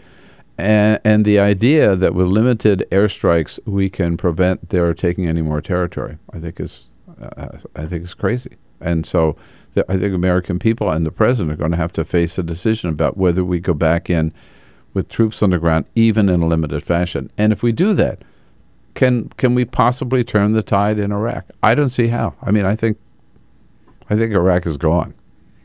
I think it's complicated. I think we would have to, if we wanted to really fight them back, we might have to consider things like supporting the Kurdish army, which the Iraqi central government really doesn't want. We've kind of told them, no, you must work with the Iraqi central government. Now, if the U.S. were to support the Kurdish army, then that would probably hasten the disintegration of Iraq, but it might fight back ISIS. Right. Yeah. The short of occupying that land, which is almost what it would take. I don't know how we accomplish our mission of a stable democracy in Iraq, or short of a new leader who would form a new central, strong, united government, which we had hoped al-Maliki would do back in 2011 and has not done. But that would take a lot of time to accomplish, getting a new government in place and gaining the confidence of the people and forming a new coalition government. I mean, the U.S. has said over and over Iraq needs to solve its political problems. A few months ago, Obama avoided, any confidence in Maliki. He avoided saying he had full confidence in him several times when he was given the chance to. But I don't. It's easier said than done to create a new inclusive government for Iraq. I mean, it's such a fractured country. Well, as they say, talk about the phrase of being between Iraq and a hard place. That's where the president is. And that's where the American people are, certainly, right now. The question remains, we've been asking it all morning, is the president doing the right thing with humanitarian assistance? Most of us agree yes, but is he doing the right thing authorizing military strikes against ISIS? And do you think this will work? 866-55-PRESS. Meanwhile, the United States slapping pretty severe sanctions, and the EU even tough sanctions now on Russia. Yesterday, Vladimir Putin struck back. How so? He decided to ban imports of agriculture from the United States and several other countries, and fruit and vegetable imports from the EU. And what impact will that have, first of all, on Russia, but also on us? Is that a big deal for the United States? Not really. And food you can sell at other places. So I think any supplier of, say, chicken can just, sell it to Asia or Latin America pretty easily. So I think it'll have some impact on Russia, actually, ironically. Lots of things are imported there.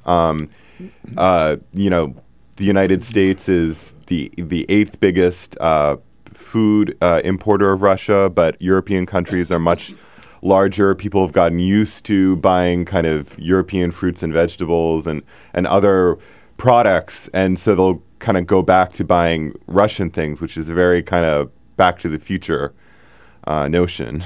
We heard yesterday from the head of the American Soybean Association. You probably didn't know that there was an American Soybean. There's an association for everything. Well, right. Actually, you probably did know. I didn't know, but I'm not surprised. There's an American Soybean Association.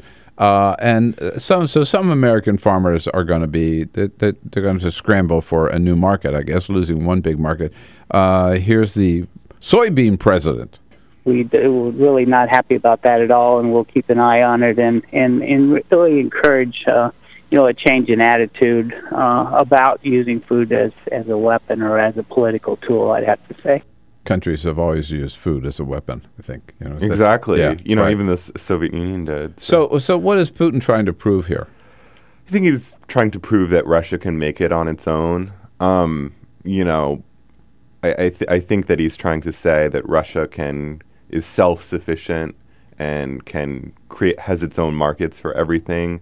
I don't think it'll turn out that way. I mean, there's some kind of rally around the flag going on, but other people think, why, they don't get this. They don't get why this is happening. Have we seen any evidence? Let me just ask this question, and we'll get your answer on the other side. I just realized we have to take a break here. The question is whether we've seen any evidence that the U.S. sanctions and the EU sanctions are having any impact, really, on the Russian economy. Think about that, and we'll talk more with Luke Johnson when we come back from Radio Free Europe. The toll-free number, 866-55-PRESS. Questions or comments on Iraq or anything else we're talking about. This is the Bill Press Show.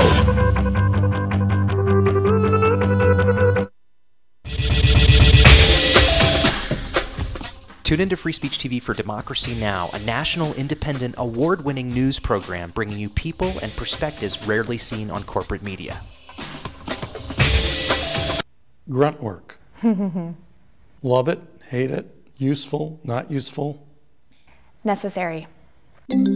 Our social entrepreneurs are people who have been on the front lines of social change. I've learned so much from talking with them. This is Cafe Impact, and I'm Jonathan Lewis. I will say that I think is a challenge for anyone, especially the new workforce as they come in, is the ability to accept grunt work with grace. The most boring, awful details are the most important elements of doing this work. From the way you save names in your Rolodex to the way you bank and you deposit checks. The truth is, this work isn't glamorous, it's rewarding. You don't go into this for the glamour, you go into it for the impact. And so it takes that determination to do the scut work to actually get anywhere. It can be really challenging in a first job for someone who's coming out of finishing school to have the enthusiasm that they do to make the type of social impact that they've dreamed of. And now they're here in this first job, and all of a sudden they're shouldered with all this grunt work. And they don't understand, and they don't get it, and they're resentful. Talk more about the power of answering phones. Sure, I did that myself, took out the trash, cleaned offices when I had to, and it's all good. There's power in being a good team player and in being somebody who sometimes has to support other people's leadership before you get to have your own moment in the sun. Is it hard to wait? It is absolutely hard to wait, especially if you're an alpha female like I am. I think grunt work can help a new employee build trust internally and teach them the nuances of how an organization is run so that they can have a real good sense of what HR is doing, what finance is doing, what all of the other departments are, and that actually makes them a better employee in the long run. So in my role on a daily basis, I literally can be looking at a new venture in software. We could be looking at a microfinance deal. I could be making coffee, taking out the trash, and riding a tractor on any given day. Have you found people who thought it was demeaning that they were given this job, work in the front office and make the coffee when they graduated with all A's from this great university. And, yeah, people like that just don't last very long in our world. If your approach to life is that, you're so smart and you're such a fabulous entrepreneur that you can't understand why people aren't giving you opportunities, it's really hard to advance.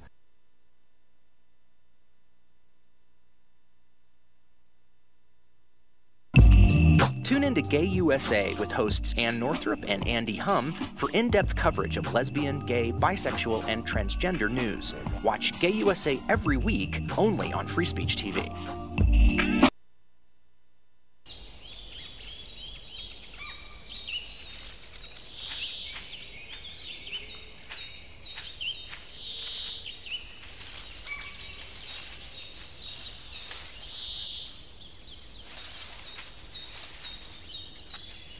At Earth Justice, we defend the environment in the courtroom.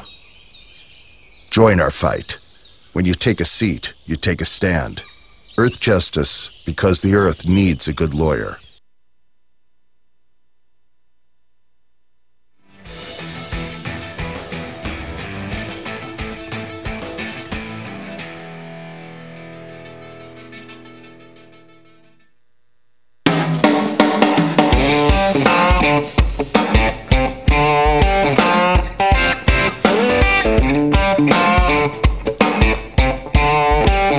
This is the Bill Press Show. Whoa, already 27 minutes after the hour. Joe Cassady from Aerojet RocketDyne joins us the next half hour to bring us up to date on the space program. Luke Johnson here with us from Radio Free Europe. So, Luke, are the sanctions that we've slapped on Russia working at all? Any sign of it? Doesn't seem to have changed Vladimir Putin. No, it doesn't seem to have changed his behavior, at least in a central way, is that there are Russian troops still along the border of Ukraine, and sanctions, it seems, against Russia won't really change that. It seems, though, that they've had an impact on capital. If you're a foreign investor in Russia, you'd be getting out. Yeah. Or if you wanted to develop oil in the future or something in Russia, you would be thinking about elsewhere. Mm-hmm. But in terms of the immediate impact of pulling troops back or stopping the assistance to the separatists in eastern Ukraine, Putin has not shown any signs of changing his behavior. Well, before the plane crash, when there is a new sanctions announcement or plan of it, Putin would kind of reshuffle troops along the border and make some conciliatory statements. But at least in a macro sense, it doesn't seem to have changed the fundamental equation. Is that Russia's threatening war with Ukraine? Yeah. So he's doing the soybean battle right now instead. Luke, always good to see you. Thanks for coming in. Good to see you. Thank you for having me. We'll be back and talk outer space. This is the Bill Press Show. This is my computer. This is your computer. Let's go on the internet. Let's go. Click it. Yes. Okay. I cursor in between the R and the E. Pressing dot, I want you to just push the period. She's gonna love me all over again. That's it. Jamaica, here you go. Here we go. Good job. Thank you. Thank you. And I did it by myself. Feel smarter. So, I'm kind of new here, but I've noticed a trend. My human does this funny thing where she goes around and gets all my toys, and then she hides them in that basket by the door. But it's always the same basket, and it's always in the same place. And then she acts so surprised when I find them, but, she's putting them in the same basket. Again. It's like, hello? That's where you put it last time. You were the worst at hide and go seek.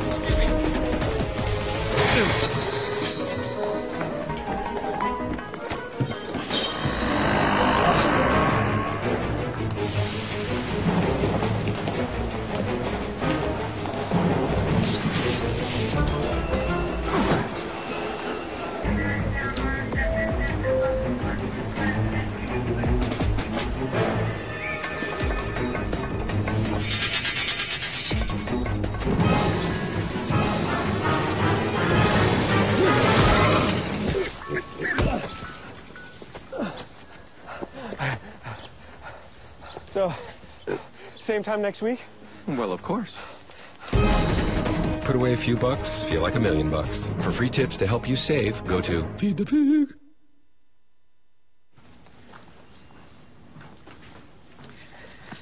All right. I know this isn't any fun to talk about, but we should. Okay. So who's going to do what? I'll pack the dead batteries. Great. I'll only put what I don't need into a duffel bag. Perfect. That's totally unhelpful. No problem.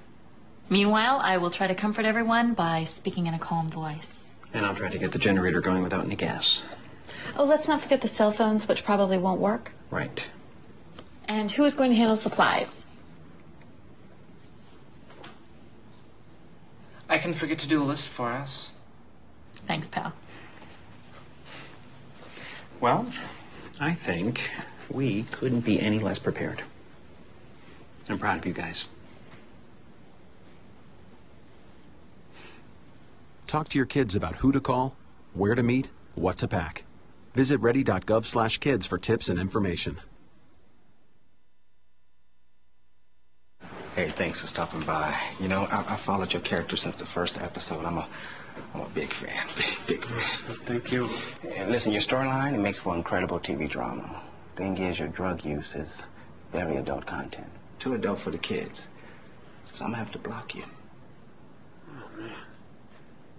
Yeah. Well, have a good one. You're a nice lady.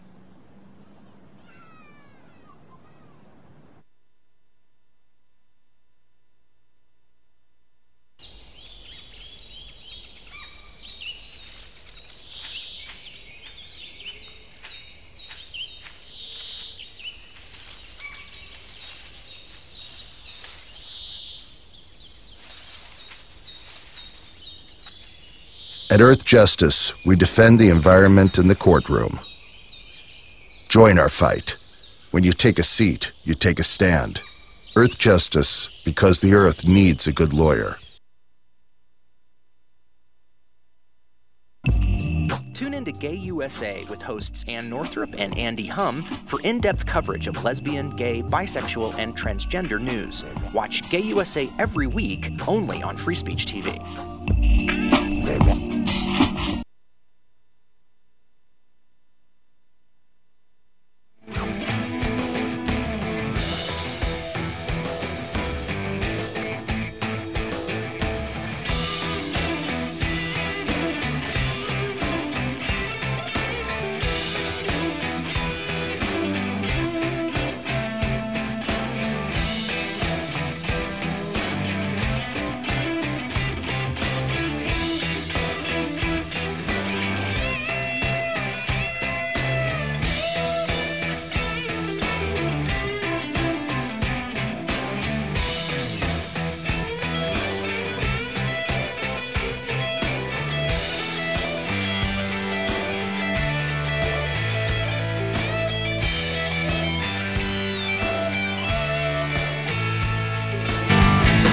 Here we go, 34 minutes after the hour. It's Friday, August 8th. We are here in our nation's capital, and one program that I've always been fascinated by, very interested in, very supportive of, is our exploration of outer space. But as a space nut, I guess, I've been dismayed that it seems that our space program has sort of grounded to a halt with no more Challenger missions. Is that true, or what are we up to, and what are the next targets or goals?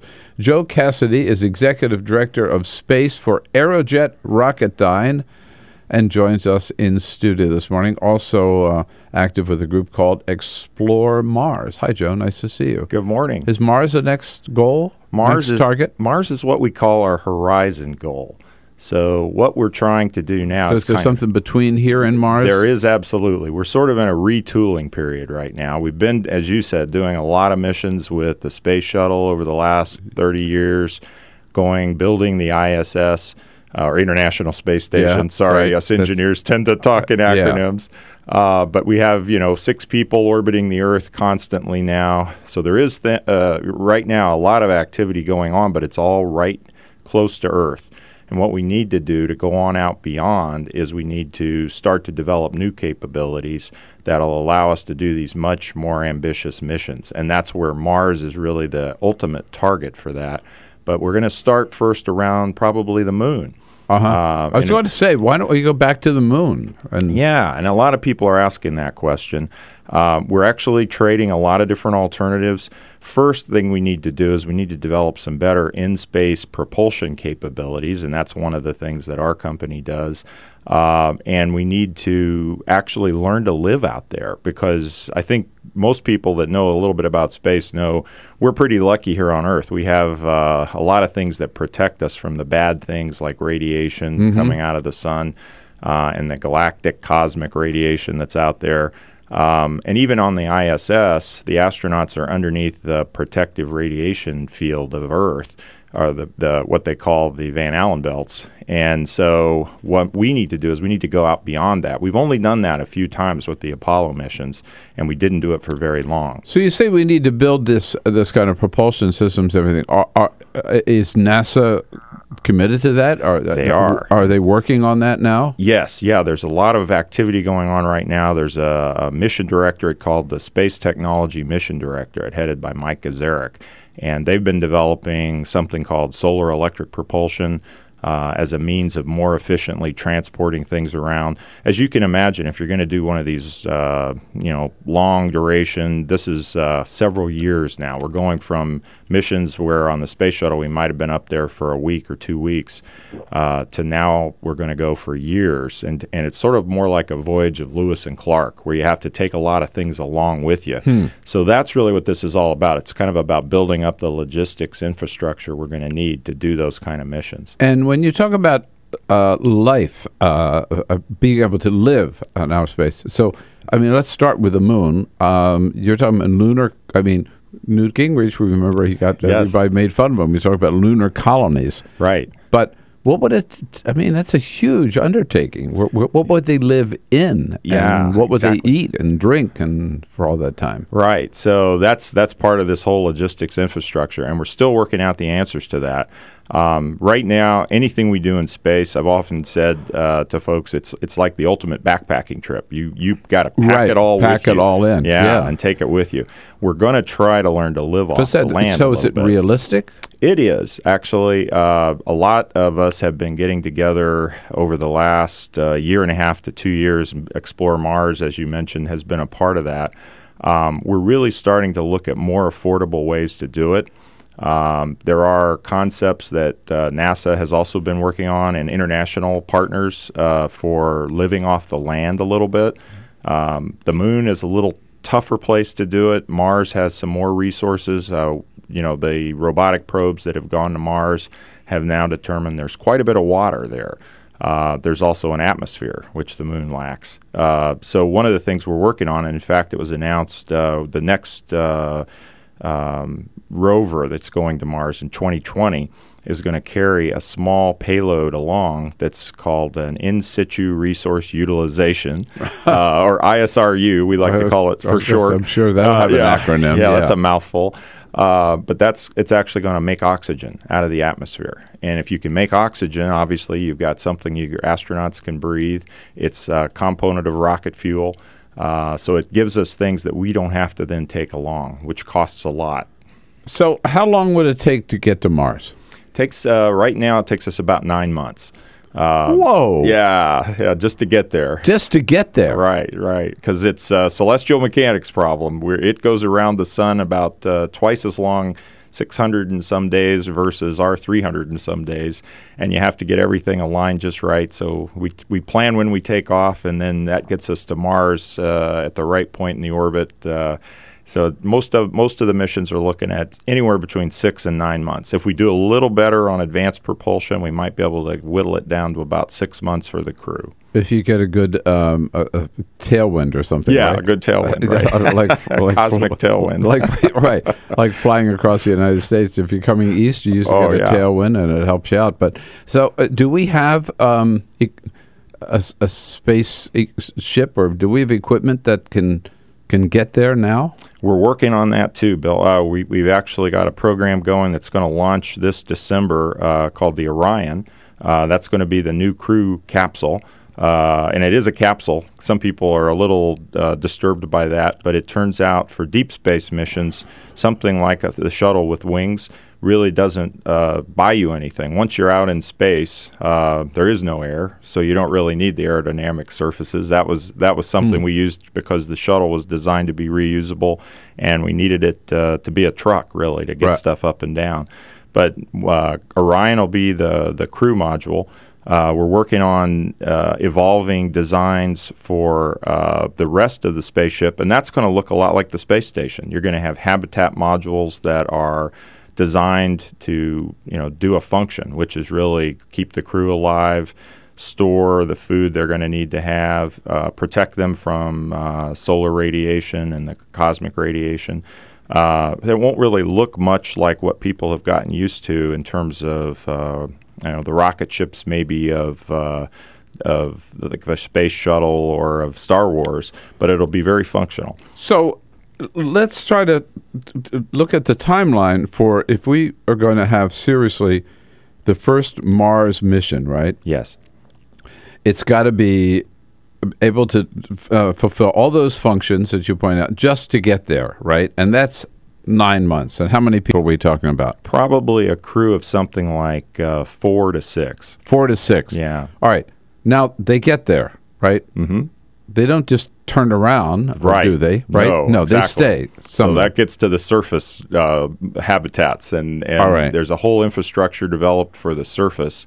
There needs to be a power system on the surface. There needs to be a habitat for them to live in, and then surface mobility, because we want to do something when we get there. We don't want to just go there. Okay, so they're going to have some, like a golf cart or something. Yeah, exactly. You might remember in Apollo, they took a rover in the last few missions. And so this is going to be kind of like that, except a lot more capable. All right, so and they have to take all that stuff with them, because they're not going to be able to go to Costco when they get there, right? Exactly. And that comes back to this solar electric propulsion project that NASA has going on. It's a very efficient way to move all that cargo out there, probably before we even send the crew. All right. So now, we'll pre-deploy they're there, what, a month? Or it turns out, how long would again, the celestial mechanics. What are you thinking about? How long would they stay there? There's two different options, and I won't go into the really weird orbit mechanics of it, but basically, because of the way these mission designs work out, you can either go for what they call a short stay, which is around 30 to 40 days, or you could go for what most people think would be the more likely, which is a long stay mission, and then you're on the surface for 400 to 500 days. So this becomes over a year? Over a year. On Mars? On Mars. Jesus, I couldn't go. I mean, I don't know. I couldn't go on vacation anywhere for that long. And then we have a whole group of people who want to go one way. You probably heard of some of these private groups now that are like Mars One that are talking about just sending people out with no return ticket. Well, there are a few people I'd like to do that to. But okay, so let's say they're there for the short stay of 30, 40 days. Yes. Now, when it's time to leave, do all of them leave, or do some stay? No, everybody comes back right now. The mission concepts we've got. And do they have a truck that can bring them back? Yes, yeah. And enough fuel? Yes. Yeah, and that's all part of this architecture that we're laying out now. Boy, I'm telling you, it's mind-boggling. It is. All the details. Oh, yeah. That you have to. And so what we started out talking about, we won't go to Mars right off. The first things we'll do, we'll fly these vehicles and start proving them out in the area between the Earth and the Moon, probably out closer to the Moon. And we're starting to refer to that as the proving ground. Because we need to test these things out. The thing about going to Mars is once you get on that trajectory, you can't come back. Right. So we don't want to try that the first time, because if something would break, you'd lose your whole crew. So we want to go someplace we can get home if something goes wrong.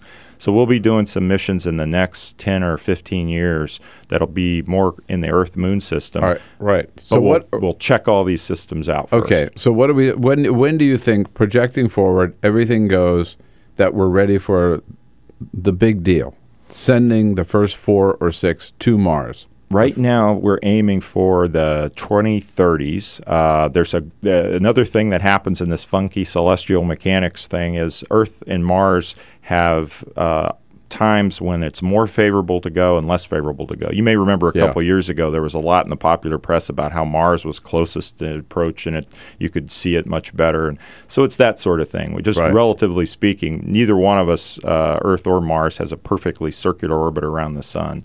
And because of that, sometimes it's a better time to go. So 15, 16 years from now, we're gonna be ready and we're gonna go. Now, the first missions may not go down to the surface. We may do a mission to one of the 2 moons of Mars, either Phobos or Deimos, and that eliminates the need to have some of those things that we talked about down on the surface, and also that truck, as you called it, that gets them back off the surface, which is a lot of additional cost and weight. So we might get our feet wet by going and sending crews out to orbit Mars first.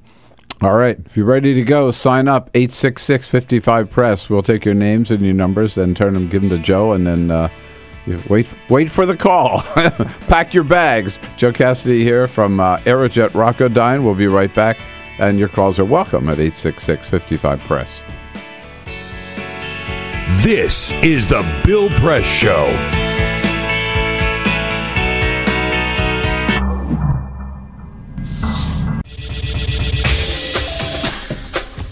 Tune into Free Speech TV for Democracy Now!, a national, independent, award-winning news program bringing you people and perspectives rarely seen on corporate media. I'm the retired bishop with the Episcopal Church as the bishop for all chaplains in federal service. I read that there was a group of people that represented a sense of injustice that I had. We'd lost Zuccotti. I mean, there was a kind of a hope that maybe Trinity Church would be gracious and give refuge. We picked this day where we would gather and demonstrate that Trinity was closing its ears to what was happening. We marched around the block, and I realized that, my goodness, they're carrying a ladder. And I thought, well, this is the moment.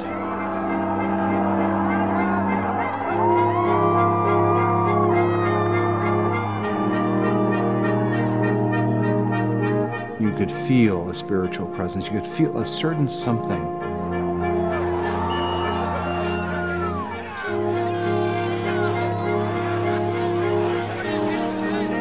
And then the cops came in. It got brutal. Yeah, I'm with you right here. Robin, I'm here. The church needed, in this moment in history, to stand alongside of these protesters. The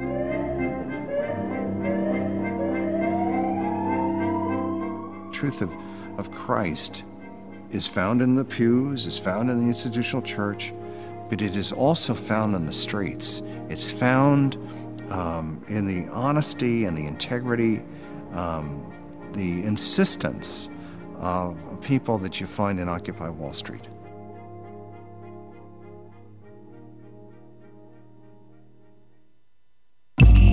Tune in to Gay USA with hosts Ann Northrup and Andy Hum for in-depth coverage of lesbian, gay, bisexual, and transgender news. Watch Gay USA every week, only on Free Speech TV.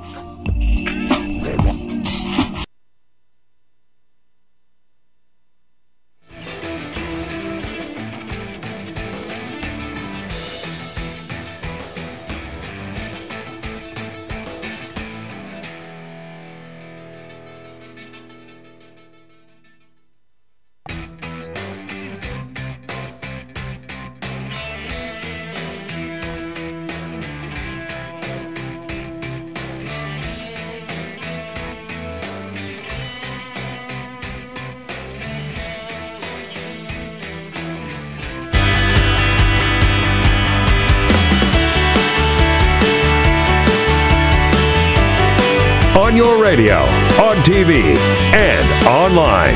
This is The Bill Press Show. Chris Moody from Yahoo News joins us as a friend of Bill for the next hour. We'll get back into the news of the day, especially the president's announcement last night about sending humanitarian assistance to Iraq and authorizing military strikes if necessary in Iraq to stop the spread of ISIS. Right now we're talking something much more exotic and long range, and that is a mission to Mars. Joe Cassady, very involved with that as Executive Director of Space for Aerojet RocketDyne, and active with a group called Explore Mars. And you have launched a new project, Joe. Yes, yeah, we've got a project that I'm very excited about. It's actually something that helps enable science and something that some of our members care a lot about, and that's the search for life on Mars. We've done a lot of robotic missions, and people are probably familiar with the Curiosity rover that's up on Mars now. But one of the two of them, aren't there? And then Opportunity, right, which was the preceded Curiosity, and has outlived all expectations. It's been going for 10 years. But both of those were more geologically based. They're looking at the story of Mars through the rocks. And a lot of scientists want to go back. Folks may remember that back in the 70s, we had the Viking landers. They were the first landers on Mars, and they actually did have a biology experiment on board. One of our scientists that we're affiliated with was a PI, principal investigator for that, and he actually believed that his experiment detected life. So there's been a controversy for the intervening period. Nobody's really ever resolved this debate. And as the more and more data that comes back, we're seeing there is water. Most of the scientists agree that where there's water, usually there's that's some form of life. Yeah, that's one of the prerequisites. So what we want to do is take these small probes along for the ride with other missions, like the Mars Science Lander that took Curiosity to Mars, and drop them off as the main vehicle is coming into the atmosphere of Mars. You got a lot of high velocity. You can actually separate these things, and if you can picture something that looks like an oversized lawn dart, we want to drop these things off and let them just fly down. And Aerojet RocketDyne has a lot of facets to it. One of them is developing technology for the military, and that's where the idea came from. I actually was talking to some of the scientists, and I said they wanted to go below the surface of Mars by something like a meter. 3 or 4 feet. And I said, oh, well, I can do that. We have this penetrator technology. So the idea is that these little darts will drop off, fly down on their own, and then stick into the surface about a meter or so We're down. just out of time. Where can people find out more about this? Oh, if you go online and just Google Exolance Mars, you will get Exolance. Exolance. Yes, exactly. Exolance Mars. Exactly. Okay. Right. And rocket.com, that's the website for... That's our website at Aerojet RocketDyne. Explore Mars is exploremars.org, O-R-G. Exploremars.org. Fascinating stuff. Find out more about it and get in line and help out here. Joe Cassady, thank you so much, Joe, for coming. Thanks Bill. for your good work. All right. Charting the future. Happy to do it. All Thanks. right. We'll be right back to tell you what the president's up to today. This is the Bill Press Show.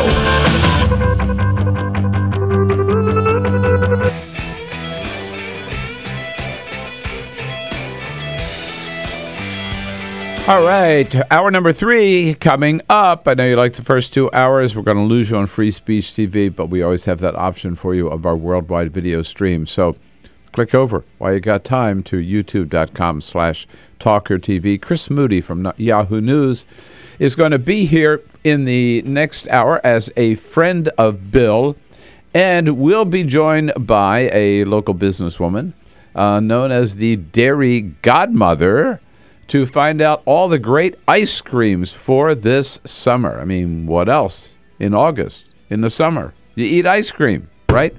See you for hour number 3 on TawkrTV.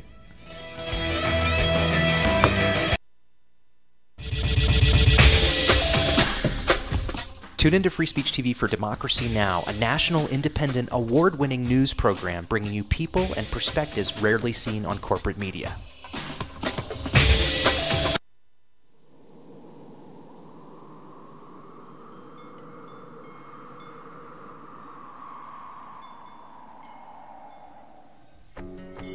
I probably would make a time machine.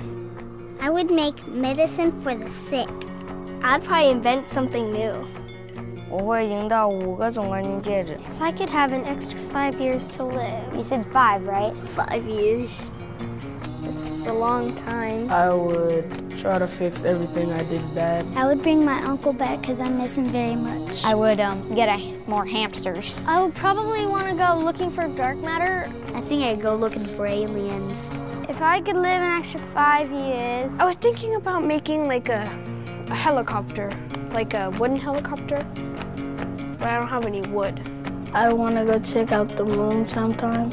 I'd probably teach my sister not to hate tuna. I would try and invent a machine that lets you run at light speed. If I had 5 more extra years to live, I would be the boss of all the chipmunks. Eu cantaria na frente de 1 milhão de pessoas. I don't really know. I think I'd do anything. Why are you asking me that?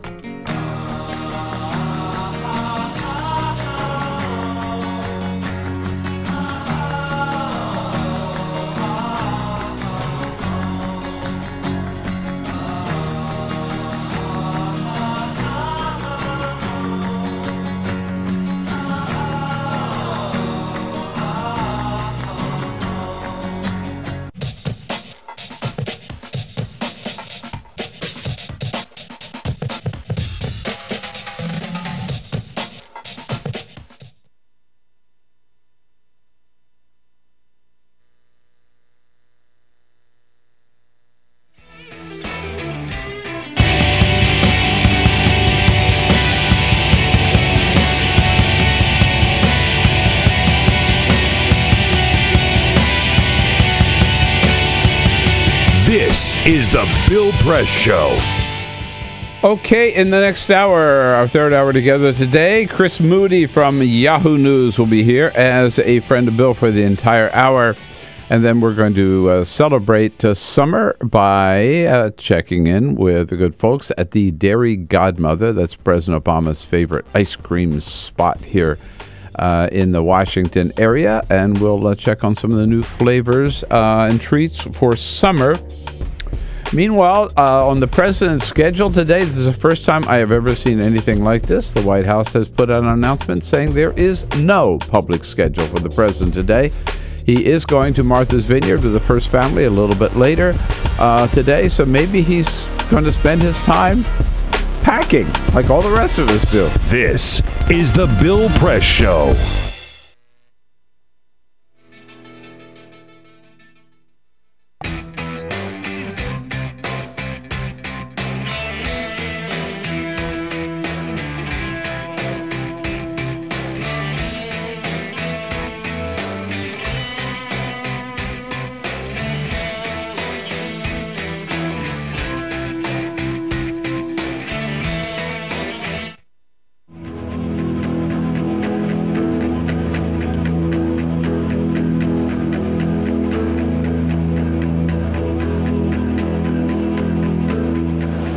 Here reporting from Houston, Texas for Climate Desk. Now, one of the biggest uncertainties in climate science right now is the role of clouds.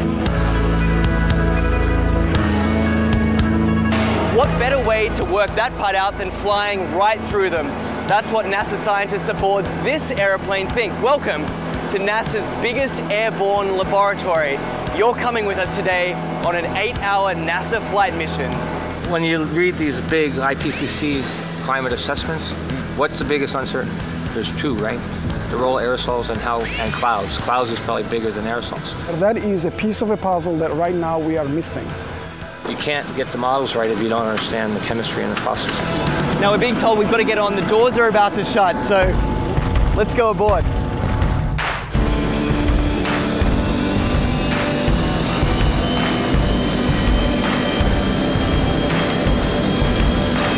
Every time you turn on the weather, every time you hear a climate change prediction, that information has to come from somewhere. And it starts by getting sucked out of the air from planes like this.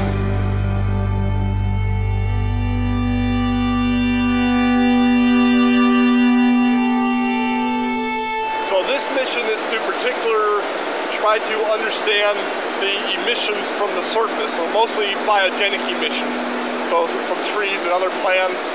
Right now we're flying to our very first part of this experiment on the DC-8. Over Arkansas, there's a particularly pungent bouquet of emissions that scientists are interested in measuring. Well, these emissions lead to both aerosols and to molecules that both destroy and create ozone. So these are very important things to understand for climate studies. How it will manifest itself, it will be in more accurate and more reliable predictions.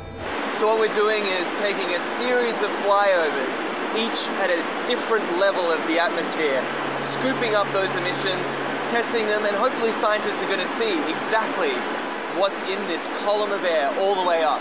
The data that we collect in one flight can keep busy 60 scientists and students for 3 years, 4 years. We're still studying data from data collected 20 years ago. In fact, this particular mission today is its most heavily equipped in its nearly 30 years of service.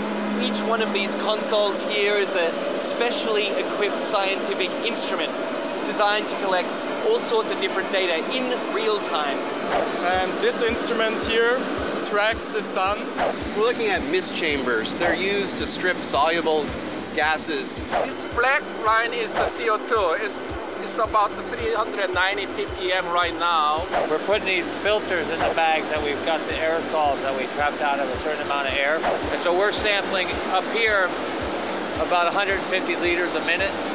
That ultimately flows back into the operational models. It flows back into what goes on TV every day. Anyway, I got to get this sample going. You do it. It's a busy man at work. We can't let him rest. Well, get this. We've just spent 2 hours crisscrossing this one cloud formation. In, back out again, back in again. Then they grow, and we track them as long as we can, and then we let it go. Even one cloud can hold a host of answers to the mysteries of climate change. The patterns of, where the clouds are, what type of clouds we see, what kind of weather systems they're associated with it, that'll all be shifting in a shifting climate, in a world with climate change. Then the big spark is this, is when we actually get the meat on the grill. And then it will be some time to process it.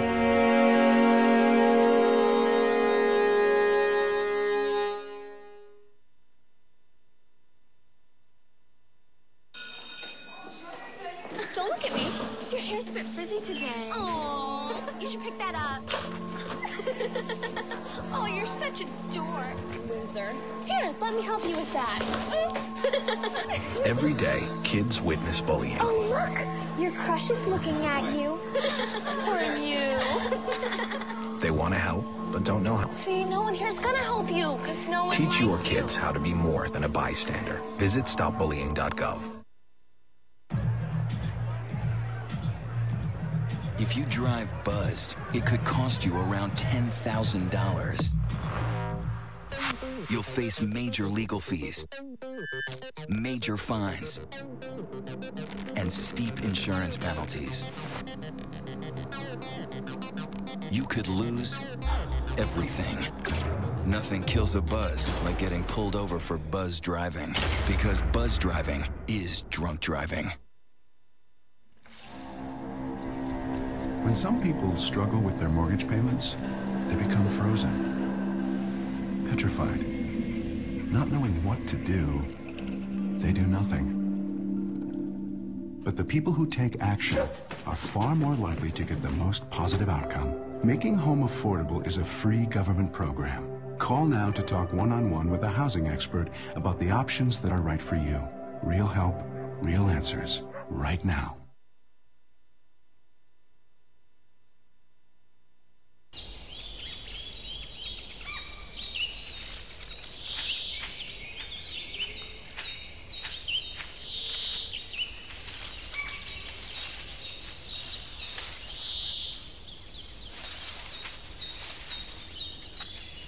At Earth Justice, we defend the environment in the courtroom. Join our fight. When you take a seat, you take a stand. Earth Justice, because the Earth needs a good lawyer.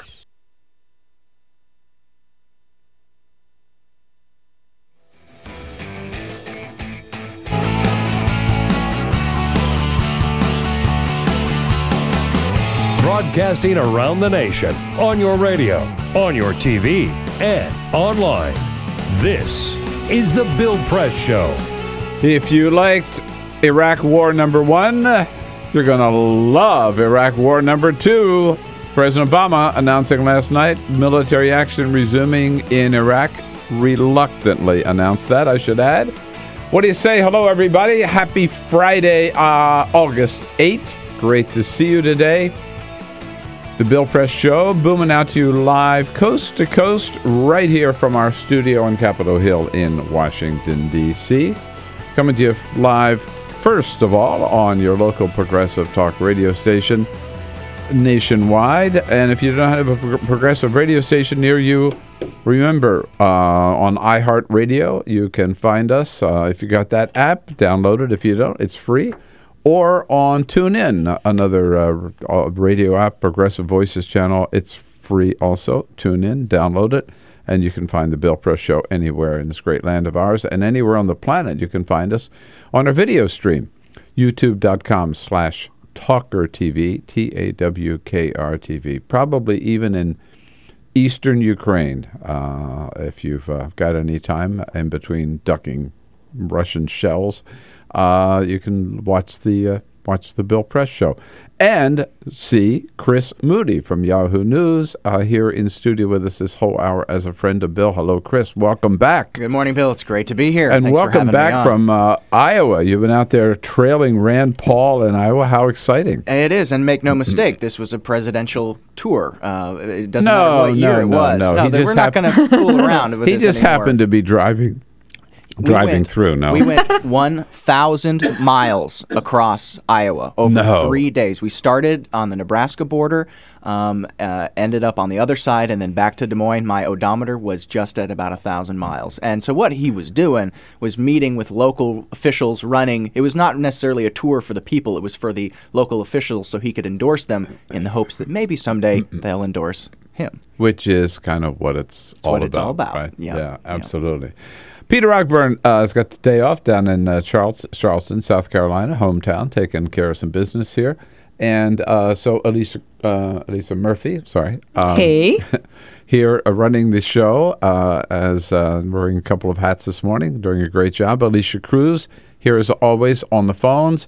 And on our video stream, we're looking good because of Cyprian Bolding, our videographer, who keeps lights on and the cameras on, and there you go. Yesterday, the president, very unusual event. Didn't used to be so rare, but it is very rare now for a president to actually have a chance to sign a bill, and even more rare when he signs a bill surrounded by members of both parties. But it was a big bipartisan vote that pushed the Veterans Administration reform legislation through Congress. The president over at Fort Belvoir, Virginia, yesterday with co-authors, or the leaders in the Senate, Senator Bernie Sanders, independent, caucuses with the Democrats, and Congressman Jeff Miller from Florida, Republican, in the House. And here the president says, gee, I like doing this. This feels good, doesn't it? Feels good. Yeah, we should do it more often. But you guys, everybody on the committee really did good work on this. So I want to thank everybody for their leadership.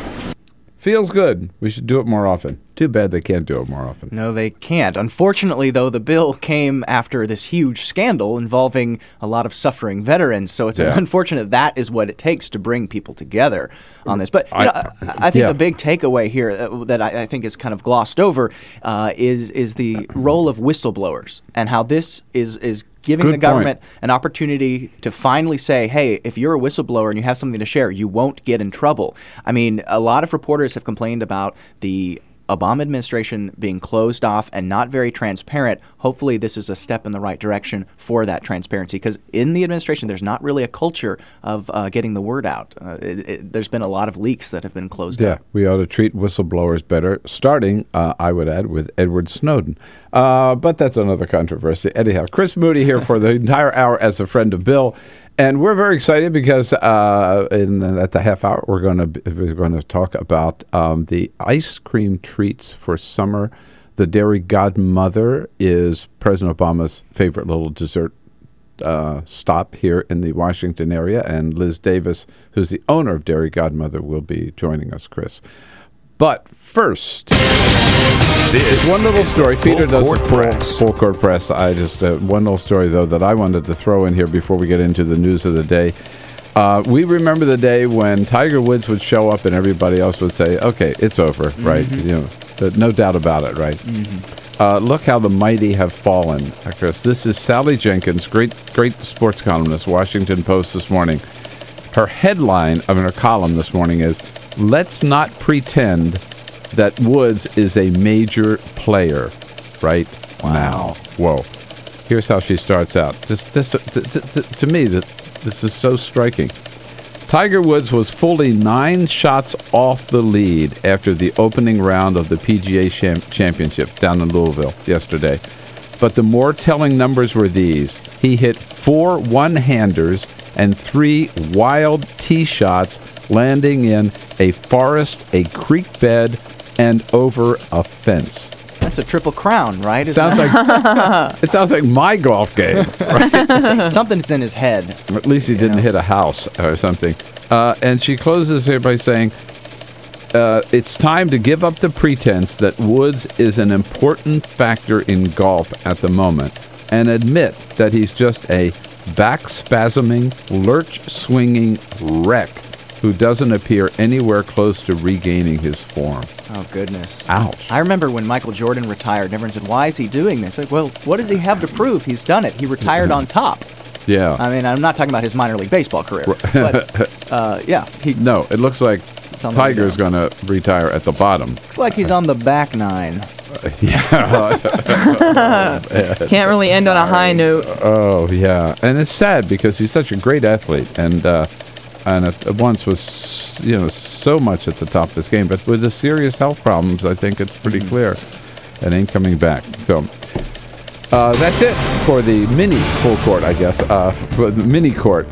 So, Chris, let's start off with the big news of the day. President Obama, last night in the state dining room, 9:30 last night, telling the American people that the situation in Iraq has gotten so grave. First, on 2 fronts.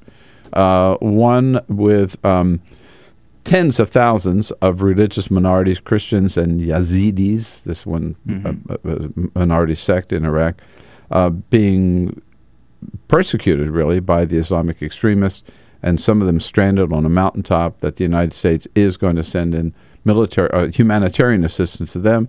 At the same time, the president said he has authorized military strikes against the Islamic extremists to prevent them from taking any more territory. It's got to be the last thing, President. The second part of it, humanitarian assistance. I think we all agree. If we can do it, let's do it, right, and help them wherever we can. The military side's got to be the last thing President Obama wanted to do. Very grave situation. I think you're going to have a combination of responses. Of course, there's going to be the "I told you so's." No doubt about it. They're probably already sent out their press releases. That if we had left troops there, if only we had not pulled everybody out, this would never have happened. If you just did what I said, we would have, says the guy who's not the president of the United States having to make the tough decisions. Right. But you're also going to hear a chorus of responses from Congress saying, well, no troops on the ground, no boots on the ground, but I support some kind of airstrikes. That's usually the fun middle ground these guys like to take. No one wants to be the one advocating for another invasion, if you will, or boots on the ground in Iraq. And you're not going to see that. You're not going to see that appetite from the American people. And of course, it puts President Obama in a very tough spot that he has to make the decisions that presidents have to make, and those are difficult. And he did draw the line there yesterday. At least if we can play the president making that pledge to the American people. As Commander-in-Chief, I will not allow the United States to be dragged into fighting another war in Iraq. And so even as we support Iraqis as they take the fight to these terrorists, American combat troops will not be returning to fight in Iraq. Interesting phrase, dragged into another war in Iraq. But my question is, really, realistically, do we think that, given that the Iraqi army is incapable of even fighting a good fight, right? When they see the enemy coming, they just throw down their arms and run the other direction. Do we really think we can stop this ISIS takeover without boots on the ground? I don't have an answer for that, but doesn't it seem? How are you going to? I mean, we're both laymen. Yeah. We don't know all the facts, but doesn't it seem unlikely that airstrikes alone can stop? Sure, and are we talking about or win a war? Some kind of international coalition? I just think it's going to be very difficult to recreate 2003 and convince the American people that they need to send more troops in there. I just don't see it happening at all, especially with all the problems still going on. I don't either. I mean, my bottom line is Iraq's going to fall apart one of these days into three: a Shiite, a Sunni, and a Kurd nation, three different countries or mini states or whatever, and it's going to happen eventually, and we might as well accept that and let it happen now. But you're right. We don't have to make the tough decision. The President of the United States does. So let's go back to domestic. By the way, there was, on the domestic front, some important primaries yesterday, particularly one down in Tennessee where Lamar Alexander, incumbent Republican senator, establishment Republican, facing a Tea Party challenger, with Joe Kerry, I keep forgetting his name. I have it down. Whoop, here it is. Joe Carr. Joe Carr, thank you.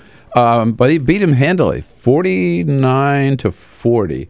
Another loss for the Tea Party. Well, I mean, it's hard to beat an incumbent, and we look at these races as though if a Tea Party candidate loses, then it means the Tea Party's dead, and we switch the narratives. Then the Tea Party's alive, and now it's dead. It beat Eric Cantor. And fair point. Given how difficult it is, especially Lamar Alexander is not a newbie to the Senate. He was a former possible presidential contender back in his day. He's been around for a long time, well established. I mean, I didn't think we saw him with the possibility of losing. But I still think that when the timing is right, the Republican or the conservative grassroots will still be able to muster up enough to take down someone if they really want to. And it's not going to happen every time. But I think the Republican Party is still definitely has their eye on it, and they know that they have to spend more money fighting off these challengers, which is a challenge for them. And the Tea Party, they do better in the House races than in the Senate races because of the reapportionment. But,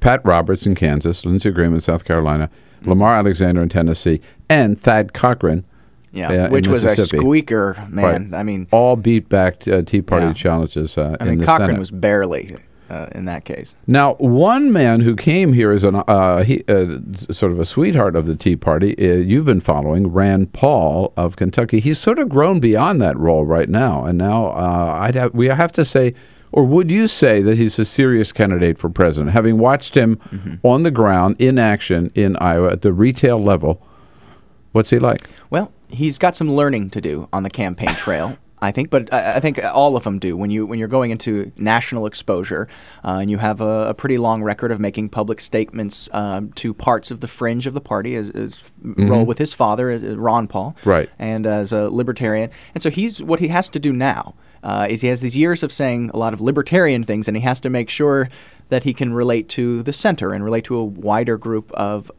people. He actually is very good at that. I've seen him present libertarian ideas to evangelical Christians, to people on the left, and to kind of run-of-the-mill Republicans. He's good at that. He gets tripped up sometimes when a reporter asks him questions about like you did. Like yes. me. Yeah, right. So we spent 3 days with Rand Paul going across Iowa. He went 1,000 miles across the state. On the first event of his trip, I asked him if he's still, given what's happening in Israel right now, if he still supports pulling aid away from Israel. And he kind of blew up at me a little bit and said, I never supported getting rid of aid to Israel. And I said, well, actually, and he cut me off. He's like, no, let me answer. And he gave this response and said he didn't. But the truth is that he did. He did. And he's on the record many times saying that it would be a good idea. And so, he's just going to have to be able to have, I think, a dialogue with reporters. You know how it is on the presidential campaign trail. You are being asked about every little thing you have ever said in your entire life for a good 2 years. Right. It gets exhausting. It wears you down. But that's part of this process that we have. Reporters are going to come out and ask you about your record on a daily basis. And the Democrats are going to hammer the Republicans from the outside, and the Republicans are going to hammer the Democratic candidates as well. So it's tough. You caught him on that little reversal there on where he tried to do pretend that the past didn't exist. And it didn't have to be that way. Right. Yeah. On the other thing that he got a little in trouble, it seems, and you were there, is he's having lunch with Steve King. Why would he ever sit down with that wacko anyhow? Steve King was doing a fundraiser, and Lake Okoboji is the name of it. And Rand Paul gave a speech to endorse him at the fundraiser and asked people to give money. And then afterwards, they were having a little chat and a meal in the evening. And a dreamer, person who came here, her parents brought her here illegally when she was a child, came up and asked both of them about their positions on immigration. And Rand Paul's aide was sitting next to him, and he kind of gave him this nod with his head. And he's like, hey, let's get out of here. And Rand Paul takes a bite of his cheeseburger or whatever he's eating and just kind of darts off. Now, let's give Rand Paul's side of the story here. I think it's important. On the video, it looks like he runs away from this woman. Right. Possible. However, he did go straight to a local reporter who had requested an interview, and he did interviews with the press, which could have very well been like prearranged. Right. So, I'm not going to, look into his heart. But the video looks really bad, and no matter what the truth is, that's going to be the narrative that he ran away from the dreamer. He might have just been doing the interview as pre-planned, but I want to make sure that side of the story is presented here. And Chris Moody, breaking some news this morning about the wife of Senator Mitch McConnell in Kentucky, which has raised a lot of eyebrows and created a lot of commentary and even a response from the McConnell Senate campaign. Chris, you will tell us all about that when we come back here on the Bill Press Show, 22 minutes now after the hour. This is the Bill Press Show.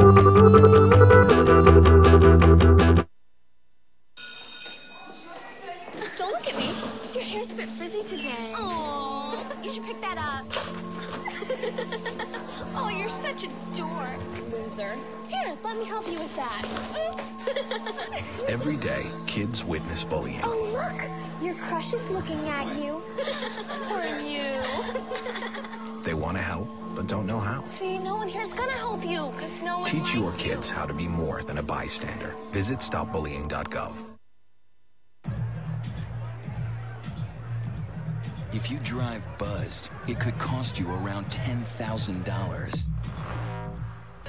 You'll face major legal fees, major fines, and steep insurance penalties.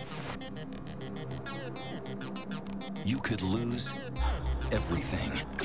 Nothing kills a buzz like getting pulled over for buzz driving, because buzz driving is drunk driving.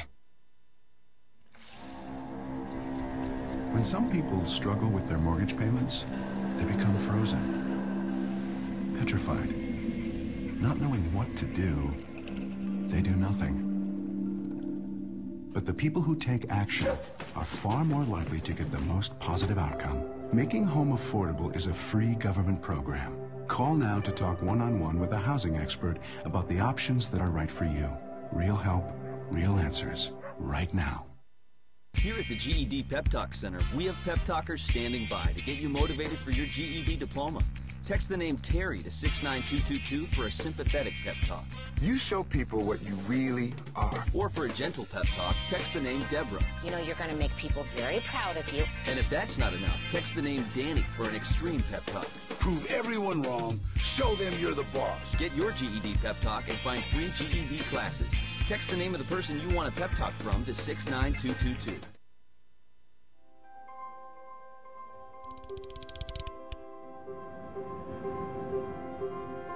Did you see the world differently?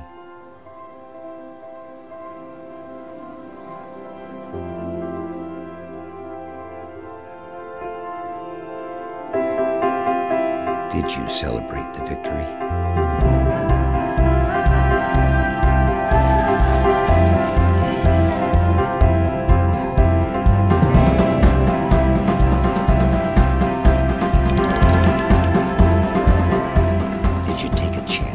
So today, I state clearly and with conviction America's commitment to seek the peace and security of a world without nuclear weapons.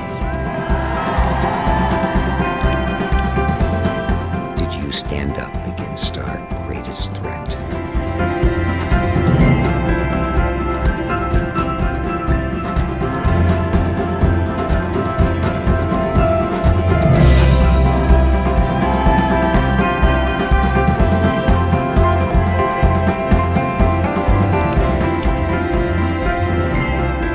Did you commit to change the world?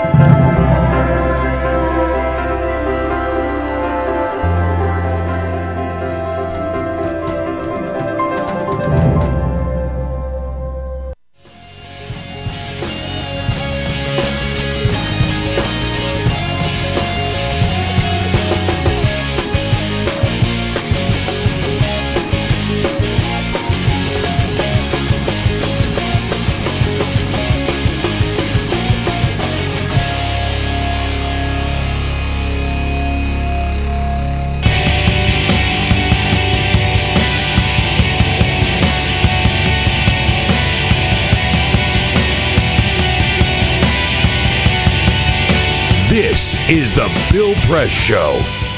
Okay, at 27 minutes after the hour, Dairy Godmother coming up at the half. So, Chris Moody, tell us about the latest on Elaine Chao, wife of Mitch McConnell.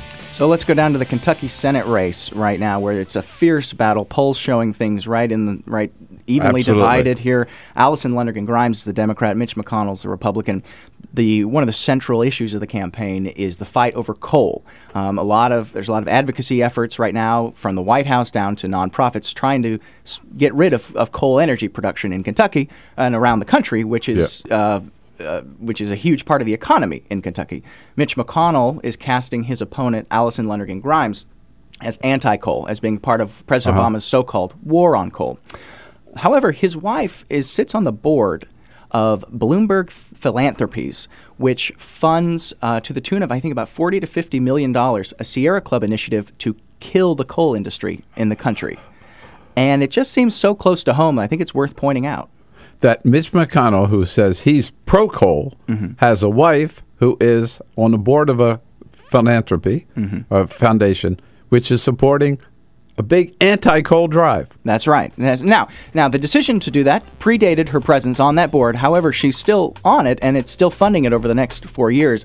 I think it's going to be a headache for the McConnell campaign. It seems that Mitch McConnell's either going to have to divorce his wife or she's going to have to divorce herself from this foundation. Well, we'll see what happens. You broke that story, Chris Moody. I'm sure the McConnell campaign's very happy with you this morning. That would be the opposite. But the truth is out, thanks to Chris Moody. When we come back, kick back with Dairy Godmother. Can't wait. This is the Bill Press Show. So this is my computer. This is your computer. Let's go on the internet. Let's go. Click it. Yes. Okay. I cursor in between the R and the E. Pressing down, I want you to just push the period. She's gonna love me all over again. That's it. Jamaica, here you go. Here we go. Good job. Thank you. Thank you. And I did it by myself. Feel smarter. So, I'm kind of new here, but I've noticed a trend. My human does this funny thing where she goes around and gets all my toys, and then she hides them in that basket by the door. But it's always the same basket, and it's always in the same place. And then she acts so surprised when I find them, but, she's putting them in the same basket. Again. It's like, hello, that's where you put it last time. You were the worst at hide and go seek.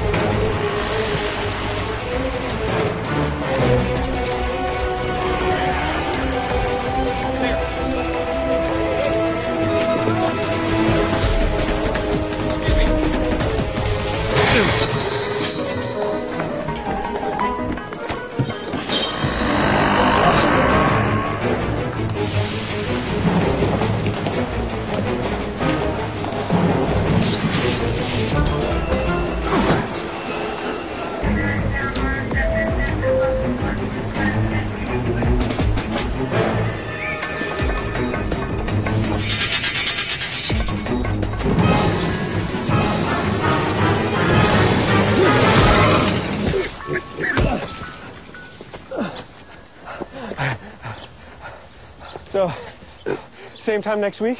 Well, of course. Put away a few bucks, feel like $1 million. For free tips to help you save, go to Feed the Pig.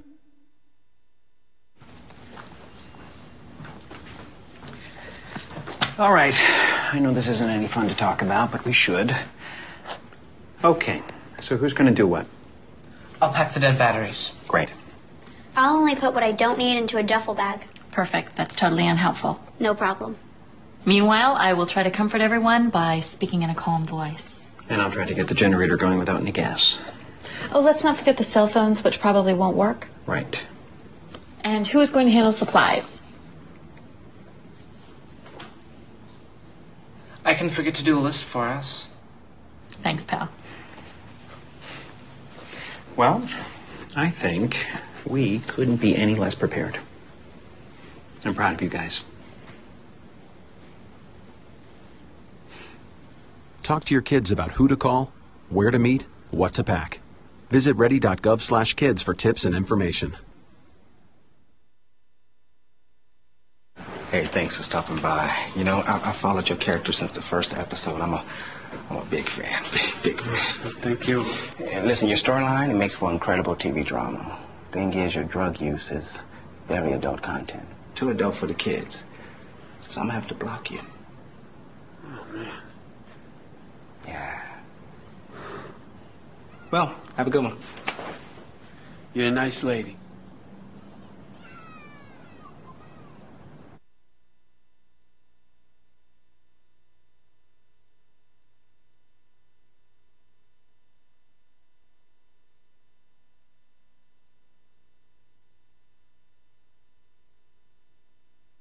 Press Show on Twitter. Follow us at BP Show and tweet using the hashtag WatchingBP. This is the Bill Press Show.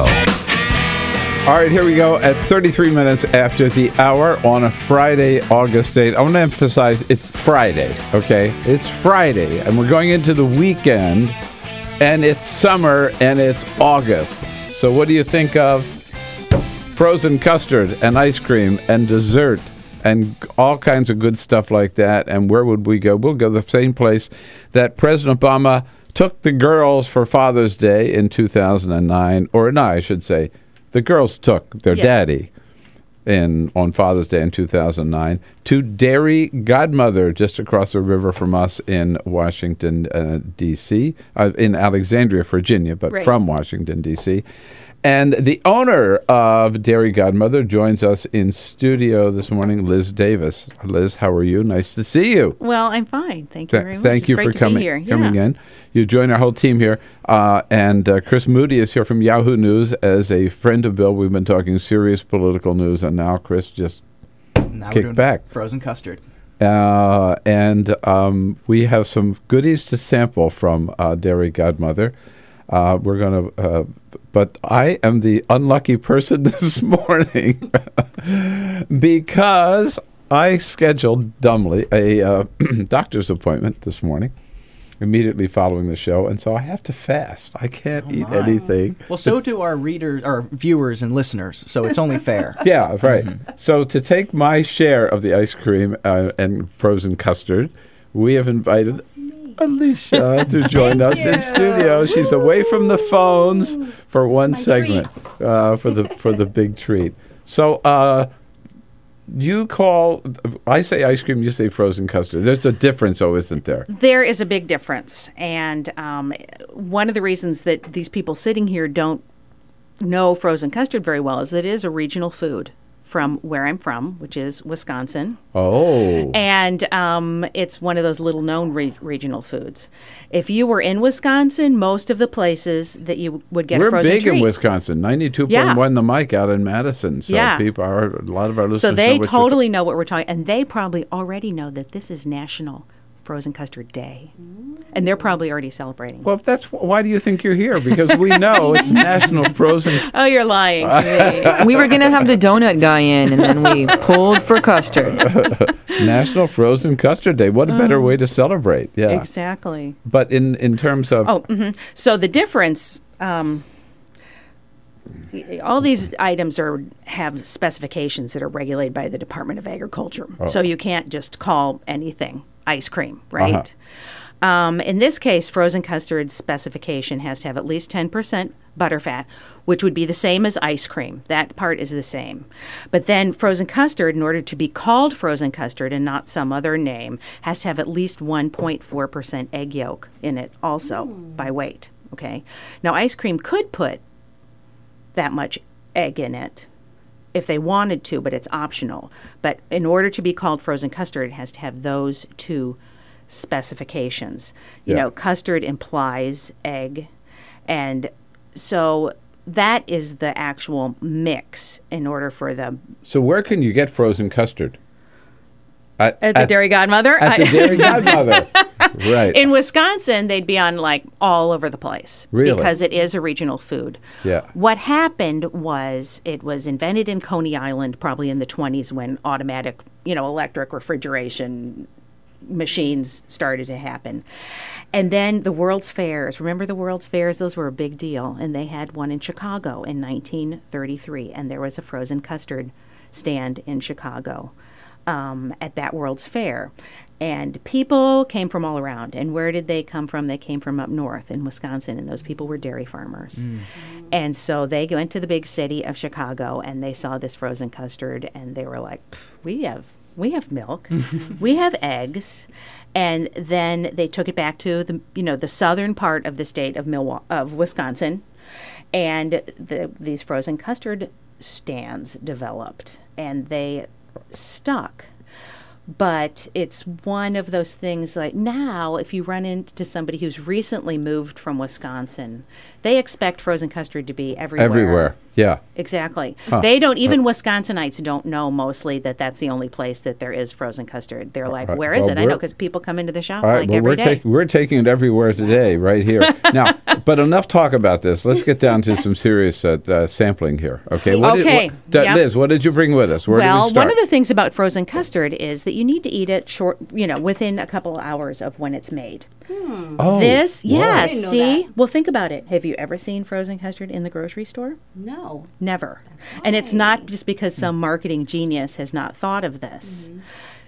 It needs to be, not for like purposes of that it's going to spoil or anything, but in order for it to get its really silky, very different from ice cream texture, it has a very low, what we call overrun, which is the amount of air being into it. It's made in a special, really expensive So when was this machine. made? This was made, I had my staff pack it at midnight. Wow. All right. Yeah, exactly. And that's about the limitation. Now, even if you took it home and put it in your freezer, it would still, and for like a week, it would still be better than ice cream. I'm not saying that. But one of the reasons that you don't see it is that it's just not one of those, that's why you only see frozen custard stands or shops. You have to go and get it. Oh. But that also makes it, the little bit very of... special. Okay. Now, you brought your scoop there, Yep, right? and so prepared. we have the frozen custard places will always have 3 flavors because it has to come out of, it's a 3-barrel machine. And so there's always vanilla, chocolate, and then a flavor of the day. Which changes every day, or I do every day, every other day, depending on what's going on or whether I feel like people need to have that 2 days. So this is the flavor of last night. Thank you, staff. Which is dulce de leche, and there's always vanilla and chocolate. Sometimes sometimes you'll run into places that just do vanilla and chocolate. But you know what's great about it? I don't know, but I mean, you first. There are all kinds of exotic flavors of ice cream or frozen. Well, I thought but vanilla and chocolate are still my basics. Well, I love the swirl. Put it together, you get it. It's just the perfect amount. That's soft serve, honey. Well, I was in an ice cream, but what we're doing now, so she's been scooping the vanilla and chocolate. You're putting it in the same plate. That's a swirl to me if it's all in the same. Okay, that's true, but you know what? One of the issues that we Wisconsinites run into is that I'm going to get myself in so much trouble here. In the South, they will sometimes. First of all, in the South is where your soft serve is mostly. That's more common. And sometimes they will run frozen custard out of a soft serve machine, but we do not officially recognize that as frozen custard. All right. Those machines are that you are accustomed to, the soft serve, do not have the same kind of low overrun as as custard people This is the real expect. This is the real Yes, stuff. Yeah. exactly. Yeah. So there's, here's to the controversy in the frozen dessert world, right? I have to tell you, this is so cruel of you to eat. So it's going to Tell me about it. Yeah, it's going to taste eat even in front of better. me. Yeah, for those just joining us, we're eating frozen custard from Dairy Godmother.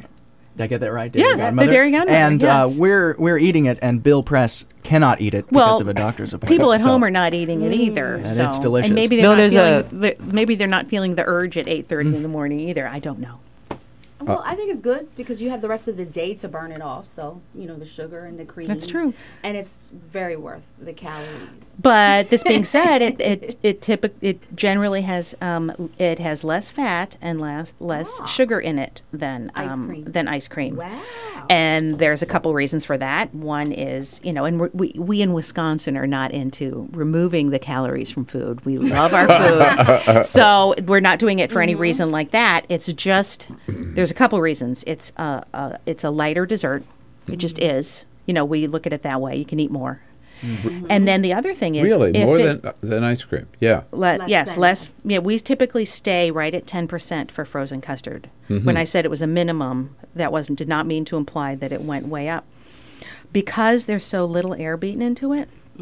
If I gave you that and it had 1 or 2% more butterfat, which doesn't sound like much, really, right? It would taste like licking a stick of butter, which sounds initially it sounds good, but it's not really. No, it doesn't sound good. Having done it, yeah, exactly. What do you think, Chris? Yeah. What do you think, Chris? I think it's absolutely wonderful, and I haven't had breakfast, so thank you for breakfast this morning. There you go. You could put Rice Krispies on that, right? Between this and coffee, I'm going to have a real jittery morning.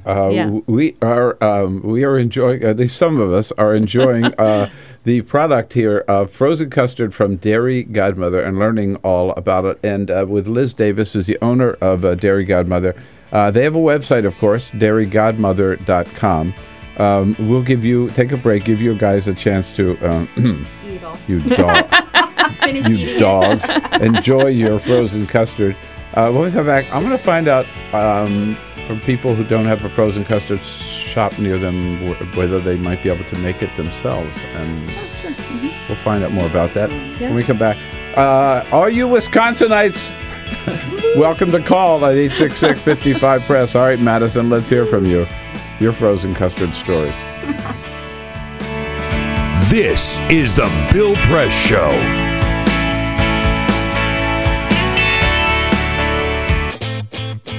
What gets you into college? Good SAT scores? High GPA? Lots of extracurriculars? Sure, but what you really need is money. If you don't have the cash, you'll need a loan. And we mean huge student loans because the cost of college has risen 1,000% in the last 30 years. This means big money for the banks that collect fees and interest. Now, millions of young people are starting their adult lives with an average of $29,000 of loans on their backs. Altogether, we're talking $1.2 trillion in student debt. And more people are finding it impossible to pay them back. Welcome to the student debt crisis. The increasing demand for higher education and cuts to state funding gave colleges a huge incentive to keep inflating prices. I graduated about a year ago, currently in $35,000 of debt. I am in debt about like $25,000. I owe $23,000. I owe over $50,000 in student loans. 38.8 million Americans owe money on a student loan. And the biggest names in banking are making huge profits off the booming student loan industry. Sallie Mae, the largest provider of private student loans, made $949 million last year. They only give you about 6 months to look for a job. You have to start paying back the loan. It's very pressuring, especially nowadays. It's very hard to find a job. Over half of the students graduating in 2012 could not find a decent paying job. They either had low-wage jobs or unpaid internships or were unemployed altogether. So you can't make the payments. You start incurring late fees, which makes the loan even harder to pay off. And it stays with you for years, even decades. Right now, a third of the people who started repaying their loans are delinquent or in default. That's 13.7 million people, more than the populations of Chicago, New York, and San Francisco combined. Worse, it's not just the borrowers who are in trouble. Many loans require co-signers. So if the student is unable to pay, that co-signer, a father, a mother, or a grandparent, is now on the hook. Even a grandparent's Social Security benefits can be garnished to pay the loan. We should have an answer to this. If you get really behind in your car payment or your credit cards, you can file for bankruptcy. But Congress has made it nearly impossible to discharge student loans through bankruptcy. Big institutions make big profits while students try to make ends meet under crushing debt. Is this how we want our education system to work? The whole point of going to college is to get the career you want, but lately I've been discouraged because no one can afford school. You get a job just to pay off your student loans. We need higher education, not higher debt. Sign up to end the student debt crisis at higherednotdebt.org.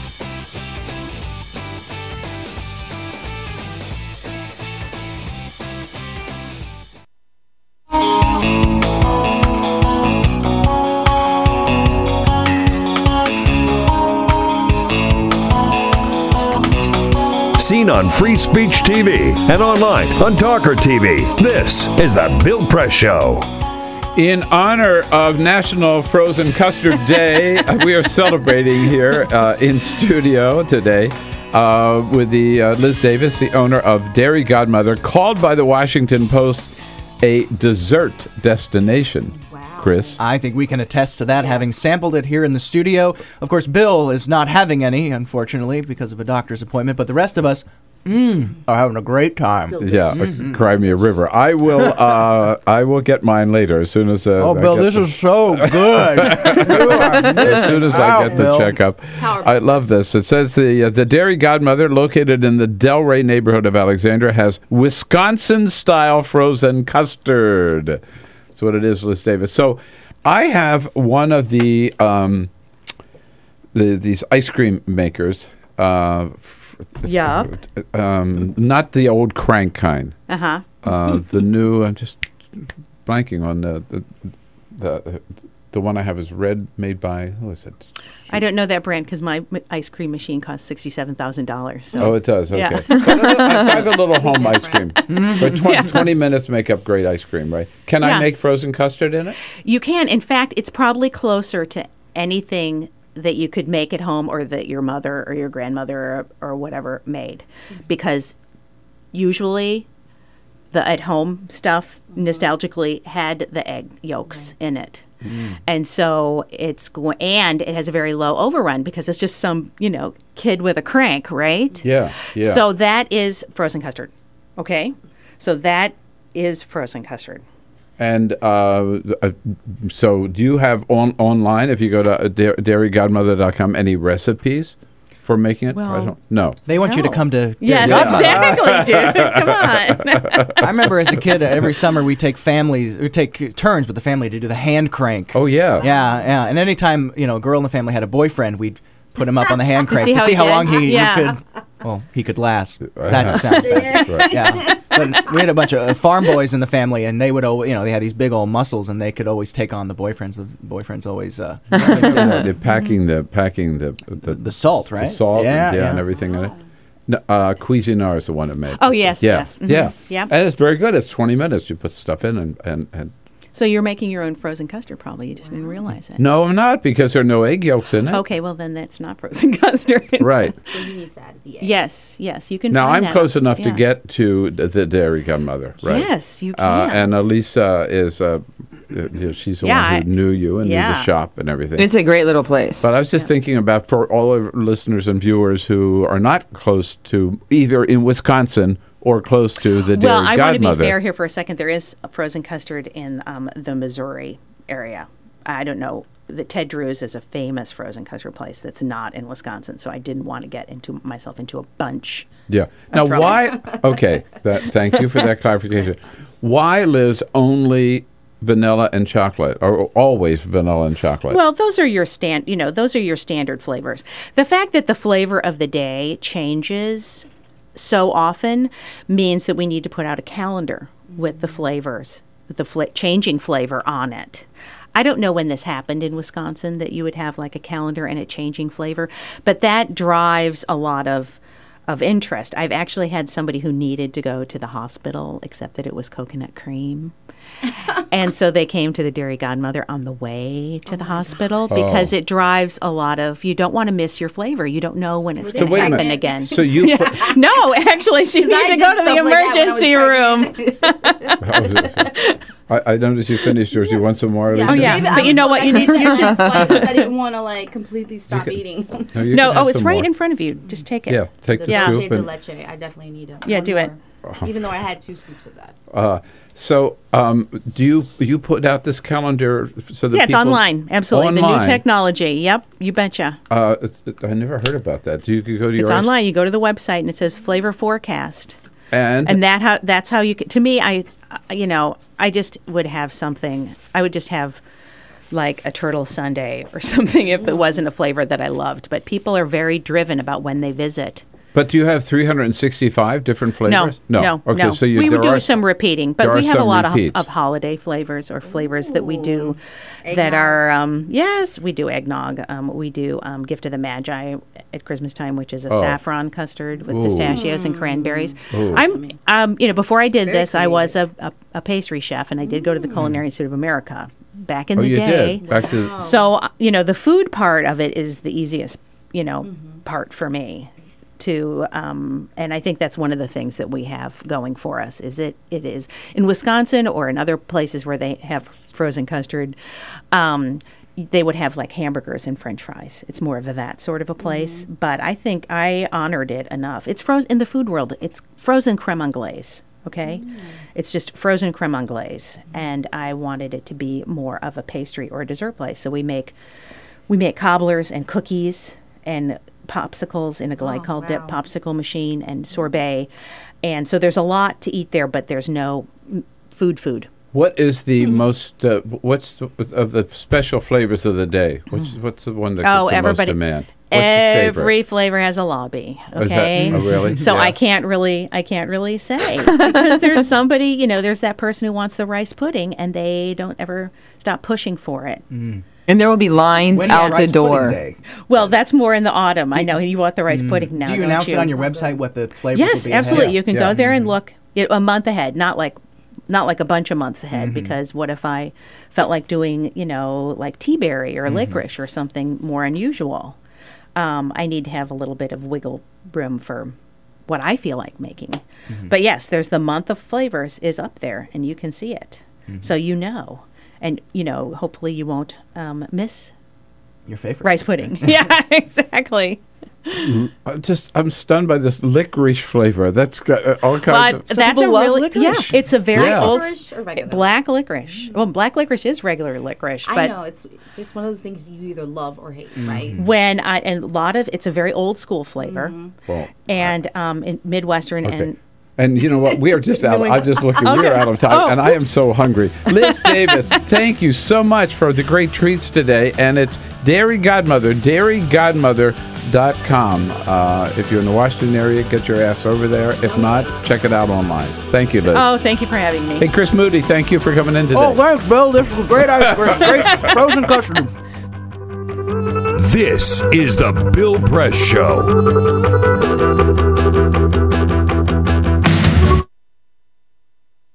It is possible to read the history of this country as one long struggle to extend the liberties established in our Constitution to everyone in America. In other words, who, according to our laws and culture, gets to be considered a person? The law creates legal personhood, and movements create law and change culture.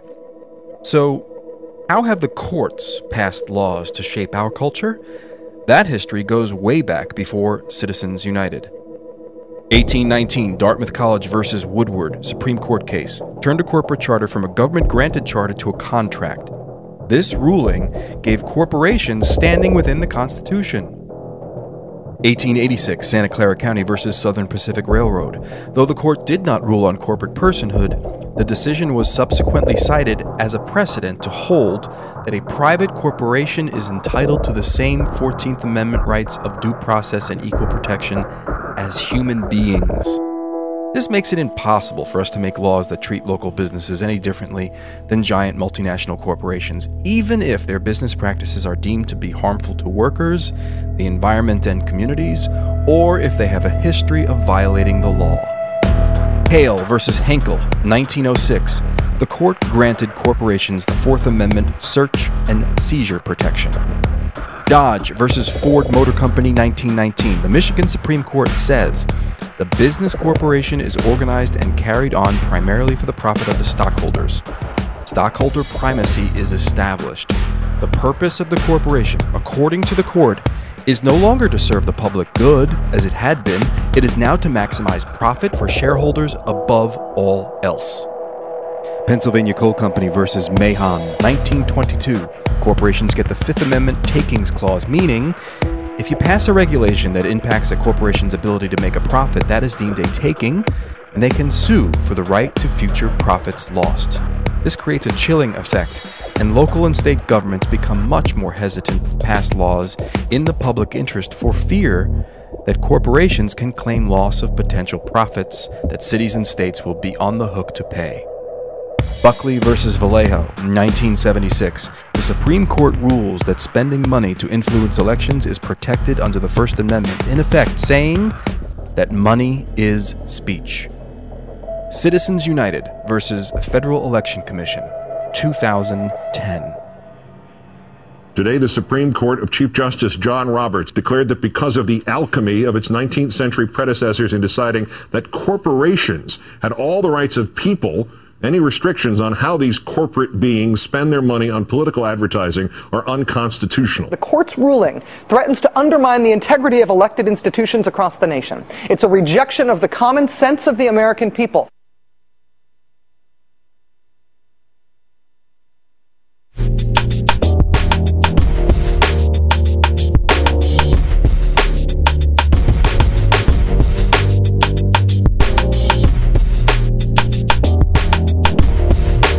Oh boy, frozen custard, what a way to end the week. It's been a great week, folks. So now enjoy the weekend and then come back and see us again on Monday. This Have a is good the one. Bill Press Show.